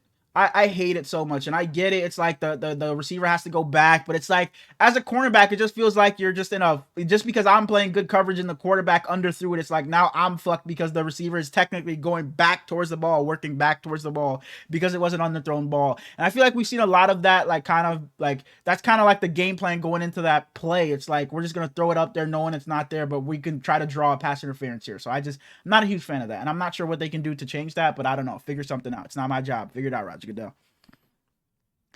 I Uh, despise when a player is an edge rusher, mhm, and they're so clearly just an edge rusher, but mhm, they're like a skinnier guy, like a Jared Verse. mhm. I've said this several Oh, times, and the position thing. and they list him as a linebacker. Yeah, for sure, for sure. That makes sense. Another one of It my doesn't. It's a completely irrational, but drives Another one me of my nuts. my guilty pleasures is cornerback wide receiver rivalries. I love that. Obviously, we have Oh, Mike Evans and Marshawn Lattimore. There's OBJ and Josh Norman. There's Michael Crabtree and Aqib Talib ripping like the chain off and shit like that. So hey, I just love shit like that when they match up a couple of times a year and get to go back and forth with each other. It's just I love it, bro. I just love it. You just get to see one wins here, and then they talk their shit. Then the cornerback gets a pass breakup, then they talk their shit. So I just miss it. I love that. I love it so much. are there any anymore? I guess Not it's really, is just there? Evans and Lattimore, but But Lattimore's they're out in the different division. Yeah, divisions so now. Yeah, I guess not. Yeah. it's kind of sad. Jalen McMillan and Kool Aid McKinstry are the next one. Shouts out to them. All right. I This one might surprise you because I don't think I've ever really talked about it a lot. Mm-hmm. I absolutely love Ohio State players. Guys like Michael Thomas, Wow. Ezekiel Elliott, Nick and Joey Bosa, Chase Young. I Never just know. really have. I don't know what's up with that college, but the Mm. guys that come from there, they really just have an attachment Those to are my my heart. pet peeves. So glad you had it on your pleasures. My next guilty pleasure is anybody who's ever played for the San Francisco 49ers at any point in their Oh, career. guilty pleasure. Guilty pleasure. Okay. No, Okay. I Oh. said pet peeves. Oh, okay, pet peeves, yeah. Another one of my guilty pleasures is Former Niner. this may sound weird, but like I like a quarterback that's not so much a mobile guy. I just like the old school, like kind of stand tall in the pocket. I'm not moving much. I kind of like that. I kind of dig it. That might be why I'm a Kirk Cousins guy. Like I like Drew Brees. Like I just love a quarterback that's kind of, I'm old school. I'm standing tall in the pocket and I'm just accurate as hell. Because you kind of got to be super accurate if you're not gonna be able to move. So I get like I don't know. I guess I really just like those guys. But yeah. What else That's do I kind of got? Shador. So that means Okay. you're gonna like Shador. Hopefully. He don't be moving that much. And another one I have for my guilty pleasures is a beautiful toe tap or a toe drag. It's just there's nothing better I think as a receiver than to be able to get your second foot in bounds. Like Julio Jones, I think has one of the best ones ever in that Super Bowl against the Patriots. It was on the right sideline and he somehow tapped his other foot in bounds. It was beautiful. Puka Nacua is really good at this. AB kind of made it famous, the toe drag swag and all that. Tony toe tap. So shout out to AB. And I'll go to one of my pet. How many more you got? peeves. Probably like 4 each. I have a lot, bro. I told you I had a lot because I just didn't know. We didn't talk about how many we were doing, so I was like, "Fuck it, I'm just gonna." You said like 7, 8. I'm gonna be each. over prepared. Yeah, 7, 8 each. I did 4 for my guilty pleasures, and I did 5 for my. Oh no, I did. Well, I had a little more than. Shit. Maybe I did have a little. Yeah, maybe I did have a little more. You're done, and I could. This could be a whole third person. I'm not done. I got 3 more. Another one of my pet peeves is watching football with someone, and not that they just don't know football, but they're a non-football watcher, but then they're also shit talking, and that's what I hate. I don't mind watching football with you if you don't know ball, but it's like if you're gonna be a shit talker, be like, that guy sucks, the Niners suck. Then it's like get the fuck out of the room. Another one I have is bringing in the Gene Sterators, and we just know he's gonna come on the field and come on the fucking mic and agree with what they fucking said on the field with the rest on the field every time. So there's no need to fucking bring him in anymore. Please, enough of the Gene Steratore shit. And another one of my pet peeves. I feel like everybody feels the need to want to be the highest paid, and I get it. It's about the money. You want the money. You want to feed last generations, feed your family. But it's like some guys, it's like you just gotta understand. Maybe I'm not the guy, the best guy. It's like I feel like everybody wants to reset the market and be the highest paid the next time they get paid. That's why I don't really tend to overreact to contracts, but because it seems like the next guy is always just gonna be the highest paid. Did you see what Josh Allen just said? Yes, and I loved it. He's like, I know it may sound crazy, but what's another $5 million to me? And it does sound crazy because another $5 million is life-changing money to everyone else. But like, bro, he's right. It's like you already have what do you get? 330. What was 340 gonna do for him realistically? So it's like he just didn't really. I love that mentality. You've seen Tom Brady do it. He always took a pay cut to have the better team. Just feels like everybody wants to be the highest paid guy, and I hate it. Hey, Josh Allen could have taken 100 and he'd be set for life. For sure. His wife is a movie star. What's her name again? Don't you love her? Yeah. Haley Steinfeld. He's so upset about that. Go ahead. My next pet peeve is impatience with a young coach or a young quarterback. Mm-hmm. Specifically quarterbacks like Bryce Young and Anthony Richardson last year, but the same thing with coaches. Mm-hmm. Guys like Raheem Morris are already under the scope a little bit. Brian Callahan, got a little bit of hate. I'm glad that the Panthers coach, which is Dave Canales, he kind of got himself back on the right track, but it takes more than 1 year to reset a culture, so just have some patience. It pisses me off. I got a couple quick ones. I got wide receivers that can run block. You said tight ends that can't block is what you said, right? No, tight ends that primarily block. Okay, I have wide receivers that can block, especially being the Niners and Kyle Shanahan. You got to be able to run block if you're a receiver. So I love watching that. Like, I just love seeing a wide receiver that has nothing to do with the play. No, he's not getting the ball, but he's 20 yards down the field blocking for his teammates. So I love that. I also have like random bridge quarterbacks like Case Keenum with the Vikings when Gardner Minshew. Gardner Minshew, like Sam Bradford had a little moment. I just love the random bridge Teddy Bridgewater, Tyrod Taylor. Like, I just love random guys like that. Just kind of stick around for a bit. You know, they're not ever gonna be, you know, the best quarterbacks in the league, but they're just always gonna be steady and can, well, aside from Gardner, they're always gonna be steady. You know what you're gonna get from them, and if you put them in the perfect situation, you can, you know, win some games with them. What else did I have? Quarterback cadences. I love listening to a great Aaron Rodgers has a great one. Cam Newton's I've always loved. We seen Andrew Luck talk about his and getting people off sides the other day. Peyton Manning in Omaha. Patrick Mahomes has like that yellow and whatever. So I love some quarterback cadences. Dak Prescott obviously with the here we go. So I love listening to here we go. Quarterback cadence. He's the best in the league for sure. You got any more? That's okay. You brought it up. I'll talk about quarterbacks that have like a random like little tick or something. Because Patrick Mahomes does this.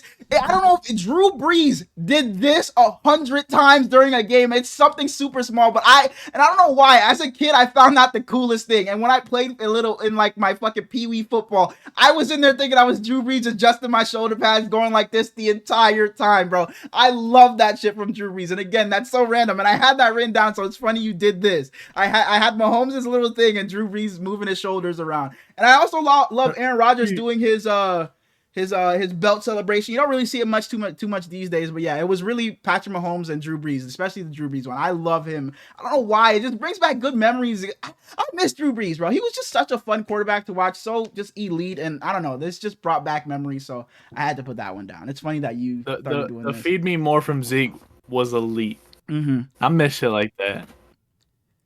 You can go ahead. I feel like I've given out fucking 17 and haven't let you go. It's my fault.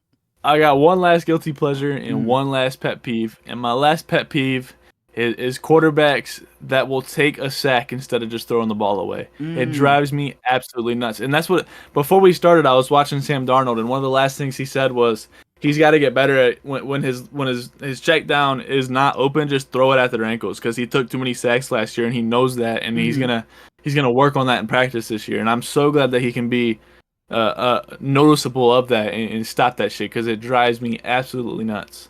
Okay. My last guilty pleasure was, you don't really see it a lot, but like when the play's over and then a player goes over and grabs the ball, and little do they know the play's still live and they take it back. Like Clay Matthews did it a while ago for the Packers, and I remember Aaron Rodgers like screaming at him. I love it. Like I love when even though they know the play's dead, they go over and grab the ball just in case. So I love, you don't, like I said, you don't see it often, but when they go over, grab the ball, and the refs haven't blown the whistle and it's still live, and they start taking it back the other way. So that was my last guilty pleasure. Pet peeve. I love big man interceptions. Oh, okay, that's a good one. Another pet peeve. This is more so this season, because I feel like it happened a lot this season. The goal line ball drop. We've obviously seen it in the past with like Deshaun Jackson and stuff, but we've seen it a couple of times this season. So that was one of mine. And then what else? Oh, one that I've had for a while. It's like for quarterbacks specifically. It's like everybody's so quick to always fall in love with the 6'5", big hands, big arm. It's like, I feel like it's always people want to fall in love for the prototypical quarterback, and that's supposed to be the prototypical quarterback. It seems like you can't be great if you're not the 6'5" and tall and the big hands, big arm type of guy. But we've seen guys, Russell Wilson, Drew Brees, Kyler Murray, Bryce Young is looking good. That show that other body types, I guess, can be productive quarterbacks. So I hate that if people are so quick to fall in love and anoint the just 6'6" guys that are just super, that have the big arm and big hands and all that shit. And that's all of mine. I love long, lanky ass corners, like 6'2" and above. Tariq Woolen type, yeah. Sauce Gardner, Pat Surtain, Trayvon Diggs, and there's a lot of them in this year's class. So it makes me very, very optimistic for this class. And my last one, I literally just thought of it. You mentioned bridge quarterbacks. I love when like a rookie or an early player or an early like running back in the league, even undrafted guys, can come in and just dominate out of nowhere. Myles Gaskin did it. James Robinson did it. Guys like that, I just fall in love with so fast, and then they're out of the league, and it's like, man, What happened where'd to he that guy? go? Exactly. Yeah, for sure. Yeah, It definitely. just doesn't make any sense. And James Robinson tried coming back several times, Bro, and when the Jags like James Robinson had that year where he had like he broke onto the scene and he was what like a Jet afterwards. I'm like, bro, what happened to this guy? He was just so good in Jacksonville. Now he's a Jet and out of the league, bro. That was one that caught me by such surprise. I was like, Michael whoa, P. bro. Ryan, I was big on him. Yeah, I definitely get what you mean. That's a good one. You But got any yeah, more? no, that's all of mine. So I hope you guys enjoyed that little pet peeves and guilty pleasure portion of the pod. That was supposed to be the bulk of this episode, like Small said, but I think we took what fucking 20 minutes on that shit and an hour and fucking. Let's get to our prospect breakdowns, man. Let's get to our prospect We're already at breakdowns. the over, so you owe me $100. Yes, sir. Yes, sir. My prospects for this episode were Uh-huh. Siobhan Revel, Benjamin Morrison, and Trey Harris. Mine were Cam Ward, Walter Nolan, and Derek Harmon. That's how you pronounce it, Harmon? Okay. Just wanted to make sure. South Harmon Institute of Technology. Shout out accepted. Fire movie. I'll start with Siobhan Revel. He's 22 years old, 6'2", 194-pound corner out of East Carolina. And as I said, big-ass, long, lanky corners. Strengths about him. He's long, and he's long, and he's still long. Like, when you think you're done with him, his arms are still coming. okay. Because you were going long and long and long. I'm like, all right, I'm not gonna be childish and say pause. But then you said when you think you're done with him, and go ahead. You got to cut more. Never mind. His athleticism is off the board. He's an insane athlete. When he So a lot of guys, they get beat and they just grab them to stop the receiver. I hate that shit. That could have been one of my pet peeves. He doesn't do that. His recovery speed is amazing. He's physical. From the Lions. That's somebody you would hate. What's his name? The corner that they drafted this season. He was one of those guys get grabby when he gets beat. Arnold, Terrion Arnold. Oh, Ohio State has a guy named Igbenosum, and he does it all the time. He's Siobhan Revel, physical as hell, and he's a high IQ guy. So there's not a whole lot of stuff he can't do. His weaknesses: he tore his ACL. No, come on the pod. We can talk about our experiences together. His zone skill is still developing. He's phenomenal, but if that doesn't develop, it's not the end of the world. And he takes unnecessary risks at some points, like trying to get to the ball or trying to get to a tackle. Yeah, he's a gambler. Okay. Very big fan of him, though, if he can get back to what he used to be. I'll start off with Joe's boy, Mr. Nonchalant himself, as Small says, Cam Ward from Miami, 6'2", 219. Everything I read, it says he has a lightning quick release. He'll be very good in the quick passing game because he gets the ball out quick. So that's something I like to hear. But, there are some quarterbacks, it gives me PTSD because we've had guys, especially on the Niners, that get the ball out quick and, Jimmy G, I'm looking at you. But yeah, should flourish in the quick passing game. And he's not so much, it said he's not so much of a runner, but in the pocket, he's able to evade pressure and make something happen. But he's not a really big scrambler. But that's good to hear that he's not just going to be a statue, even though I did say I like those guys in my guilty pleasures. But he's not going to be a statue. If somebody's, rushing at him, he's going to be able to sidestep and make a move and, make something happen. And I also read that he has good play recognition and is able to find, soft spots in the zone to get the ball to his receivers. A zone won't really give him too much of a I guess, what's the word?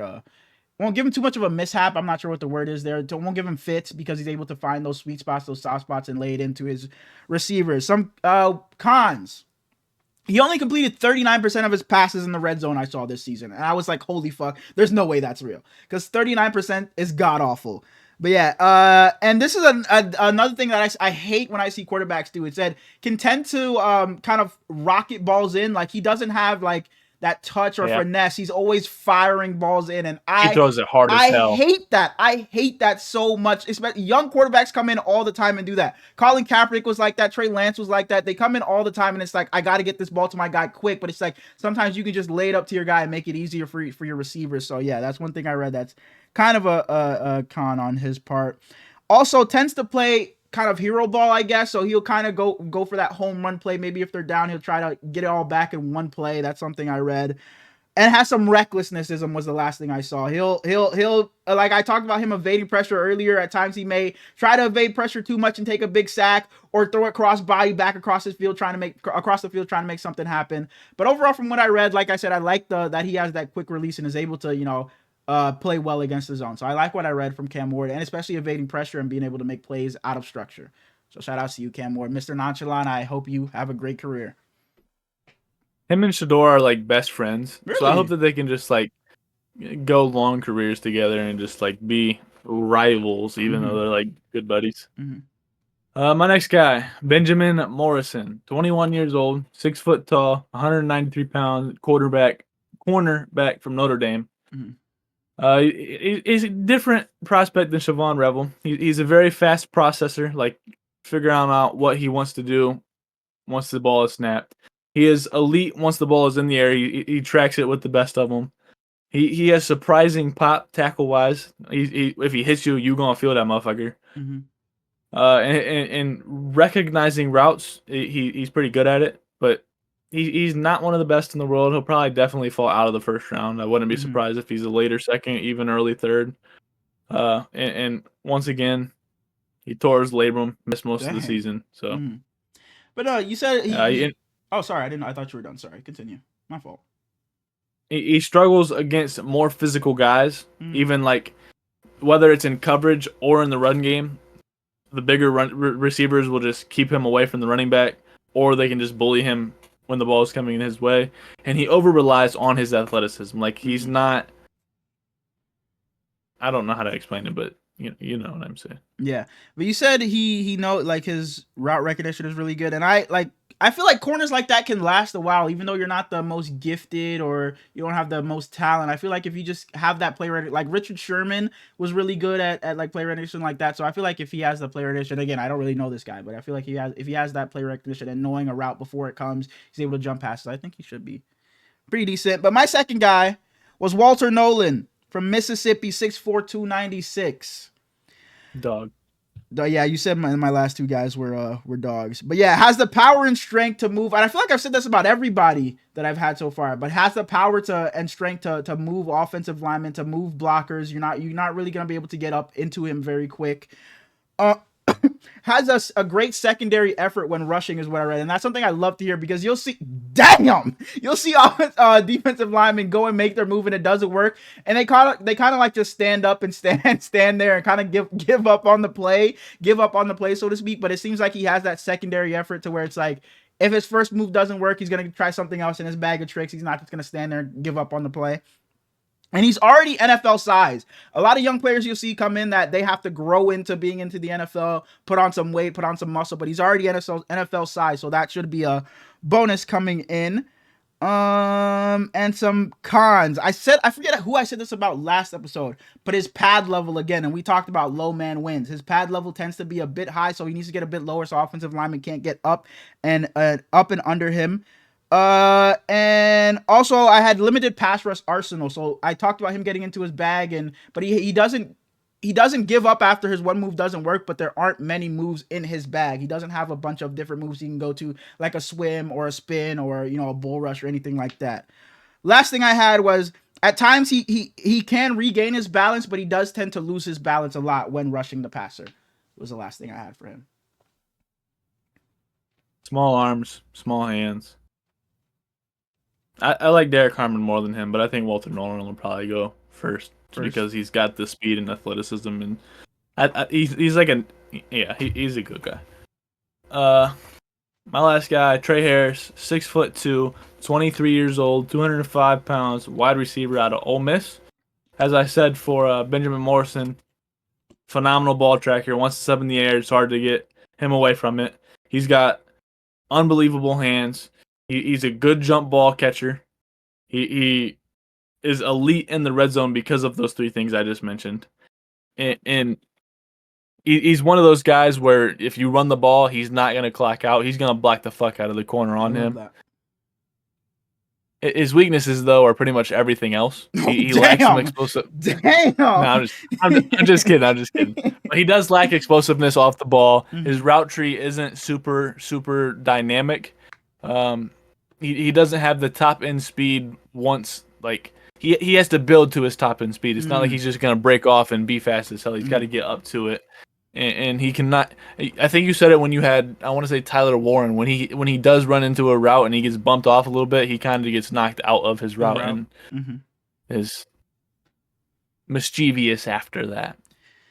Talk about Derek Harmon's big ass. My last guy, Derek Harmon from they're getting the now. No. The Oregon. No, they're not. From It's Oregon. literally trademark. From Oregon, 6'4", 313, Derek Harmon. He has a nice mix of size, length, and strength. So it seems like he's the total package. He has it all. Some guys I talked about, it feels like, yeah, he has the long arms, but his burst isn't there. He has short arms, but he has the burst to get into his blockers pretty quick. But it seems like he has the total package. He has good hand placement technique when he's going for blocks, hands on the shoulder pads, and he's able to get some push off of that. And he does a great job at squeezing the gap, so it's going to be tough for running backs to find those rushing lanes with him on the defensive line because he's able to squeeze those gaps and close them before a running back is even able to get to the line of scrimmage. And does a good job on twists and stunts. And this is something that I should have had for my guilty pleasures. I love when a defensive lineman or defensive lineman end or tackle, when they kind of like loop around and come, and linebackers do it too, when they like loop around from the edge and go back inside and they have like a free gap right up the middle to the quarterback. I love shit like that when defenses do that. Some cons was inconsistent at finishing plays. He may just tend to just not give up, but kind of just wear out at the end of plays and just not be totally engaged towards the end of plays. Again, his pad level was another thing. Feels like that. I'm saying that for every single guy. And I heard he had some weight issues, but he did cut that back. He was 350, but then cut down to 315. So it seems like he's fine there. Hopefully that doesn't become a problem if he goes to the wrong place in the NFL. And agility issues can cause him to miss tackles was the last thing I had. He's a bigger guy, obviously, but he's not going to have the biggest burst, but at times his agility just isn't there, so he's going to miss a tackle there too. But like I said, in his strengths, he does clog the holes up, so that should be able to help him in that case. And yeah. You know how when you're playing Madden, there's guys that'll be like speed rusher, power rusher, run stopper. Yeah. I think Derek Harmon will be a power rusher. Okay. When you think of power, multiply it by like 6, and that's when you get to him. Okay. All right. Very big fan of him. Shouts out to him. Next episode, prospects. Mm-hmm. You got them picked, or you got to whip them out of your ass? I'm pulling them out of my ass. I'm looking right now. All right. I'll go first. Mm-hmm. I will throw out Elijah Arroyo, tight end, Miami. I will throw out Jaden Higgins, wide receiver, Iowa State. That's the guy I was talking about earlier. He's 6'4". And I will throw out Chris Paul Jr., a linebacker from Ole Miss. Okay. I will do.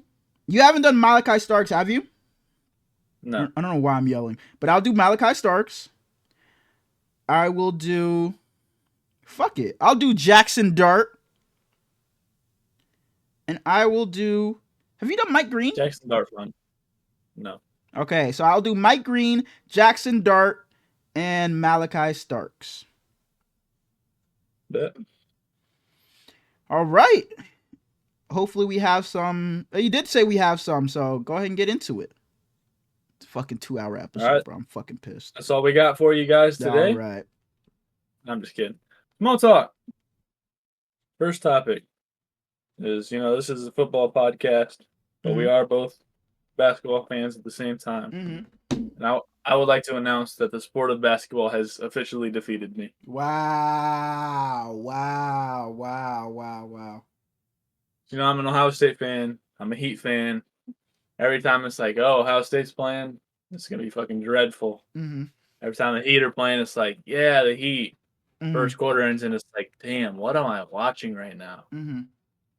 And it's not even enjoyable to turn the games on at this point. Mm-hmm. Like there's so much I would just rather be doing. Brady coming to the podium after the Heat's disappointment season. Brady, what do you think was the turning point in where this led you down this path to feeling so dreadful to watch the Heat, and what changed? Was there an overarching thing that changed to where the Heat aren't as fun to watch for you anymore? Was it strictly just Jimmy Butler? Because I know you have guys over there that you love, and Tyler Hero and Bam Adebayo. So what has changed in these past couple of months or year that has made it to where you're not a huge fan or not happy to go watch the Heat anymore?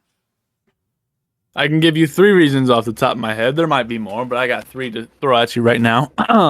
First off, when our general manager told our best player, 3rd greatest player of all time, if you're not on the court, shut your fucking mouth. And that led to him not wanting to play for us ever again. Any other team I'm willing to go to, but the Miami Heat, fuck them. And now he over in Golden State, and they looking like better than we are. Number 2 is our point guard. When we traded for him, I was super, super excited. I never really liked the guy, but I thought he was going to be a big pickup for us. He was apparently sent to us by Bin Laden, so that's not really cool. Not that big of a fan of that. Okay. And then 3rd, Duncan Robinson's inconsistent minutes make no sense to me. He's one of our best players, and Pat Riley plays him like he is a chump. One last Not question. Pat Riley, I'm Eric Spoelstra.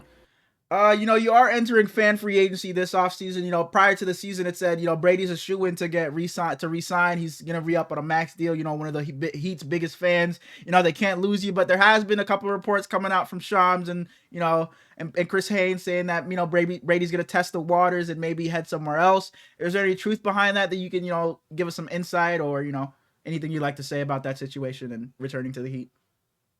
So, I am a type of fan where I'm not always the most consistent. Kirk Cousins pisses me off. Lamar Jackson, you're my guy. I'm going to start rooting for y'all. Stephon Diggs, wherever you go, I'm going to follow. The Yankees, they pissing me off. Ellie De La Cruz plays over Red here. Sox, yep. Or not the Red Sox, just the Reds. I've signed a lifetime minimum contract with the Miami Heat. Minimum. Okay. So there's no plans that you requested out or anything like that. You're Heat till you die. They're my favorite team in all of sports. Okay. I'm glad to hear that. You're gonna stick with them through thick and thin. Shouts to you. Until we lose Bam, then I'll cut that contract in half. Okay, that's all I got for questions as far as the Heat go. I know. Bet. Thank you for spending with us, Brady. My Cleveland Cavaliers are winning it all this year. So wow, your Cleveland Cavaliers. I can only say that because my brother knows Sam Merrill. Oh, okay. Yeah. I want to go out and say obviously the Celtics go and win it, but it feels, bro, the Celtics be fucking pissing me off sometimes, bro. Hey, I watched that fucking game against OKC the other day. Jaylen Brown was fucking unwatchable, unbearable. He was so fucking stank in that game. So fucking shitty. He fouled out. He was putrid in that fucking game. And it feels like Jason Tatum at times just, I don't know if he forgets he's the best player on the team. I don't know if he forgets he's the top 5 player on the team, but it feels like, especially a lot of the times in crunch time, it feels like there's a 2, 3, sometimes 5-minute stretch where it's like, Jason Tatum, go get the ball, and if you're not going to shoot it, just go drive and, cause the defense to collapse and kick it out to Derek White or something. It just be some fucking stank-ass offense down the stretch because Jason Tatum don't be having the ball in his hands, and Drew Holiday ass be fucking pissing me off too. His ass be stanky sometimes too. Can't hit a fucking... But Celtics still win the choke. Ohio State girls might win it, so that's cool. Shout out Next Madison thing. Green. What? Next thing. Yeah, I told you I was a little bit upset on my way home from work today. Yeah, what got you like that, man? I love my boss to death, right? And he means no harm. But he's driving me absolutely fucking bonkers. Because there's times where in the middle of the day, we'll just do absolutely nothing for like 3 hours. And then instead of leaving at 5, I left at 7:30 today. Just doing nothing. Nothing. Bro, my manager, this happened to me I think on Wednesday when I was working with him. And I expect this from my manager, but it's like, He asked me. It was me, like me and my other coworker, and then my manager closing up the store. You know, it was like 11:15. Everybody else was gone. It was just us three closing up the store. So he said over the intercom, he's like, "Yo, Hurlin's line one." So I answered. He's like, "Hey, I got some stuff up front. Can you come do this for me real quick, and then we can get out of here?" And I'm like, "All right, no problem. Bet I'll go up there." It's not because he usually asks me to. So I went up there. It's a cart full of shit I got to put back. Then a couple seconds later, he's on the intercom. "Whenever you guys are ready, I'm ready to go. I'll be up front waiting for you." Dog, you just gave me all this shit for us to do, and you talking about you ready to go, bags packed, and now you're waiting up front when you gave us all this shit to do, when you could have done it, busted it out with us, and we would have fucking finished this shit 10 minutes prior, 20 minutes prior. But you give me something to do, then go sit up front and say over the intercom, "Ready whenever you guys are." Like, what? That shit fucking pissed me off. I'd be pissed. It pissed me off, bro. And he always does some shit like that. So, sorry to cut you off. Go ahead. But the thing with us is 9 to 5. That's 8 hours, right? Mm-hmm. We never just work 8 hours. It is what it is. I'm used to, if we leave about 6, I'm still cool with it. Getting past 6, it's like, man, 7:30. Oh my gosh, I was ready to blow the fucking roof off the building. And he finally said, because it's always, "Let's get the fuck out of here." He said, "All right, let's get the fuck out of here." I changed my clothes and left. I ain't say bye to nobody. I was fucking fuming, dog. And the one dude I work with, I went to high school with him. He's been my homie for a while. And he walks back out to the hangar, and he walks right past me. He looks at me a little bit. I just kept walking. Didn't say a word to him. Wow. Did you guys, like, did one of you guys put each other onto the job, or did you just guys get there and like, "Holy shit, you're the guy I went to high school with," or? He kind of already knew about the job beforehand, but then he found out I worked there, so I gave him our boss's number, and then he also got it from someone else. But we were at a party one time, and he was like, "Hey, you work for so and so," and I was like, "Yeah," and he asked me for their number, so I gave it to him. I don't think he even remembered me giving it to him because he was also drunk, but Okay. he ended up showing up and went from there. We have several hangars there, and we call him Al Qaeda. He got that nickname for reasons that you would not want. All right. He's hit several buildings. Moving on. Next thing about work, right? Yep. I got a coworker. Mm-hmm. Absolutely love the guy. He's legitimately a homie of mine.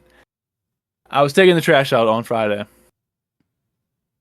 and I went to the bathroom to take the bathroom trash out, and I grabbed it, and I looked at.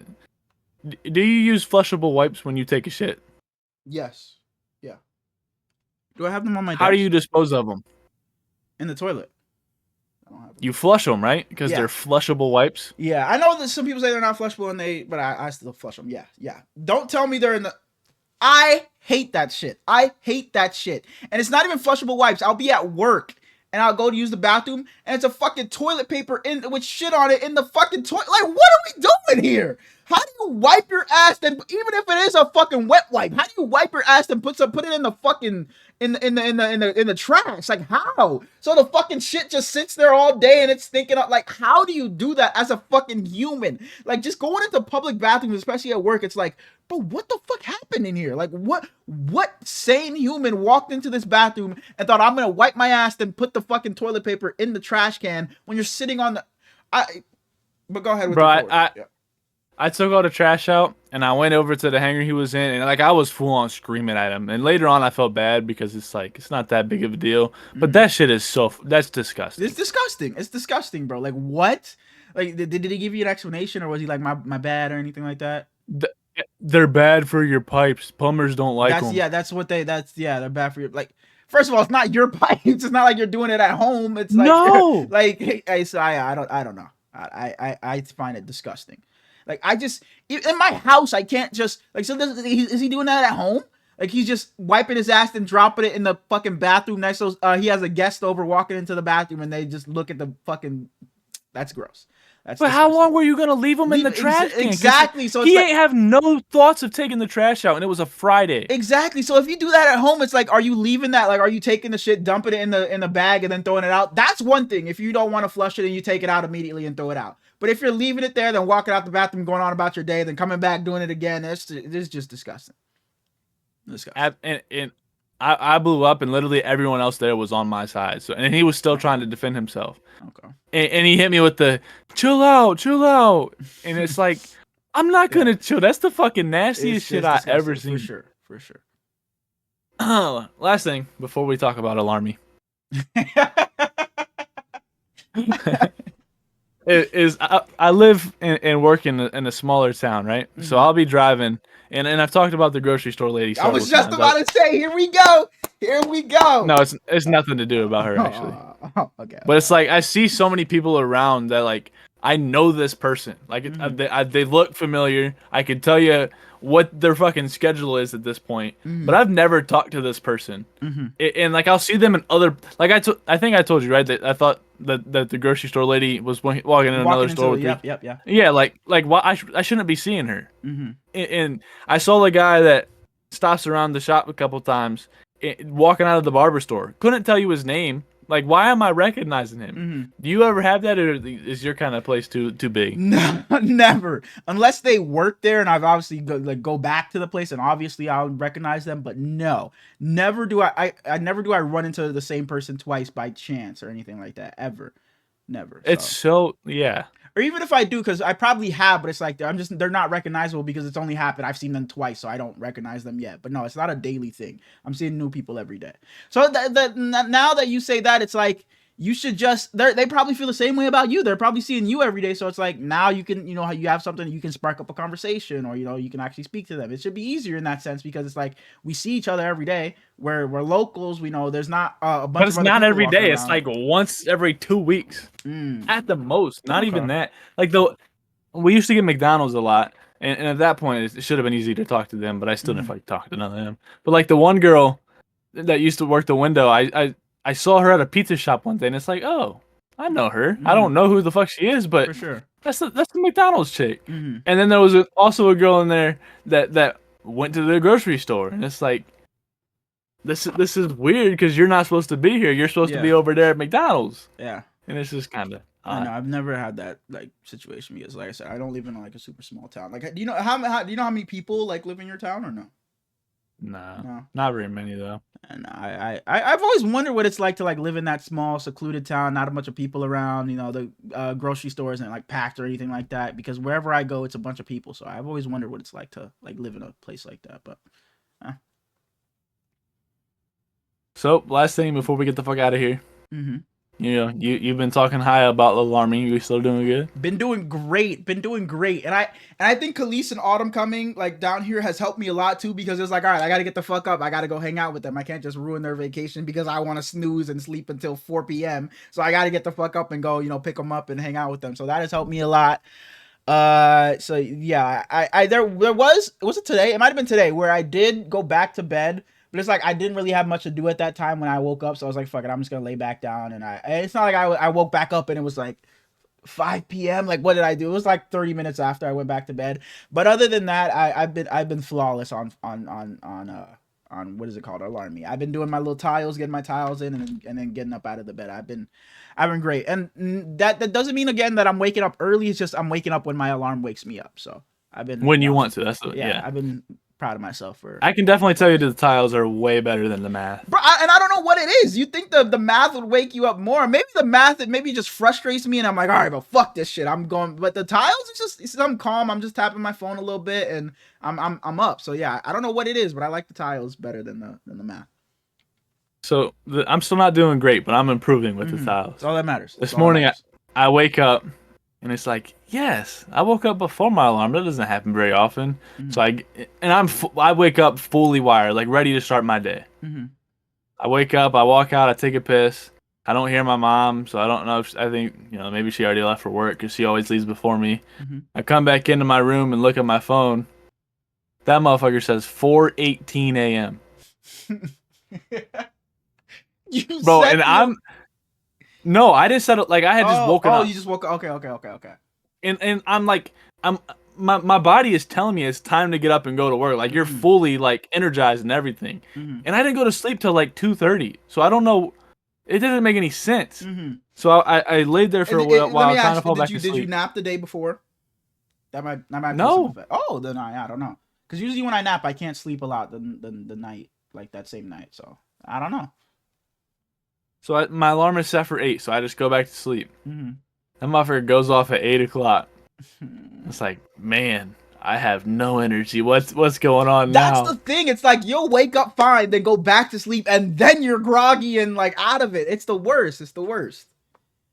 The worst thing is my alarm's set for 8. I tell myself, yeah, you don't really need to scroll your phone. Just lay here another 15 minutes. You'll be all right. Get up 8:15. Dog, I roll back over at 8:55.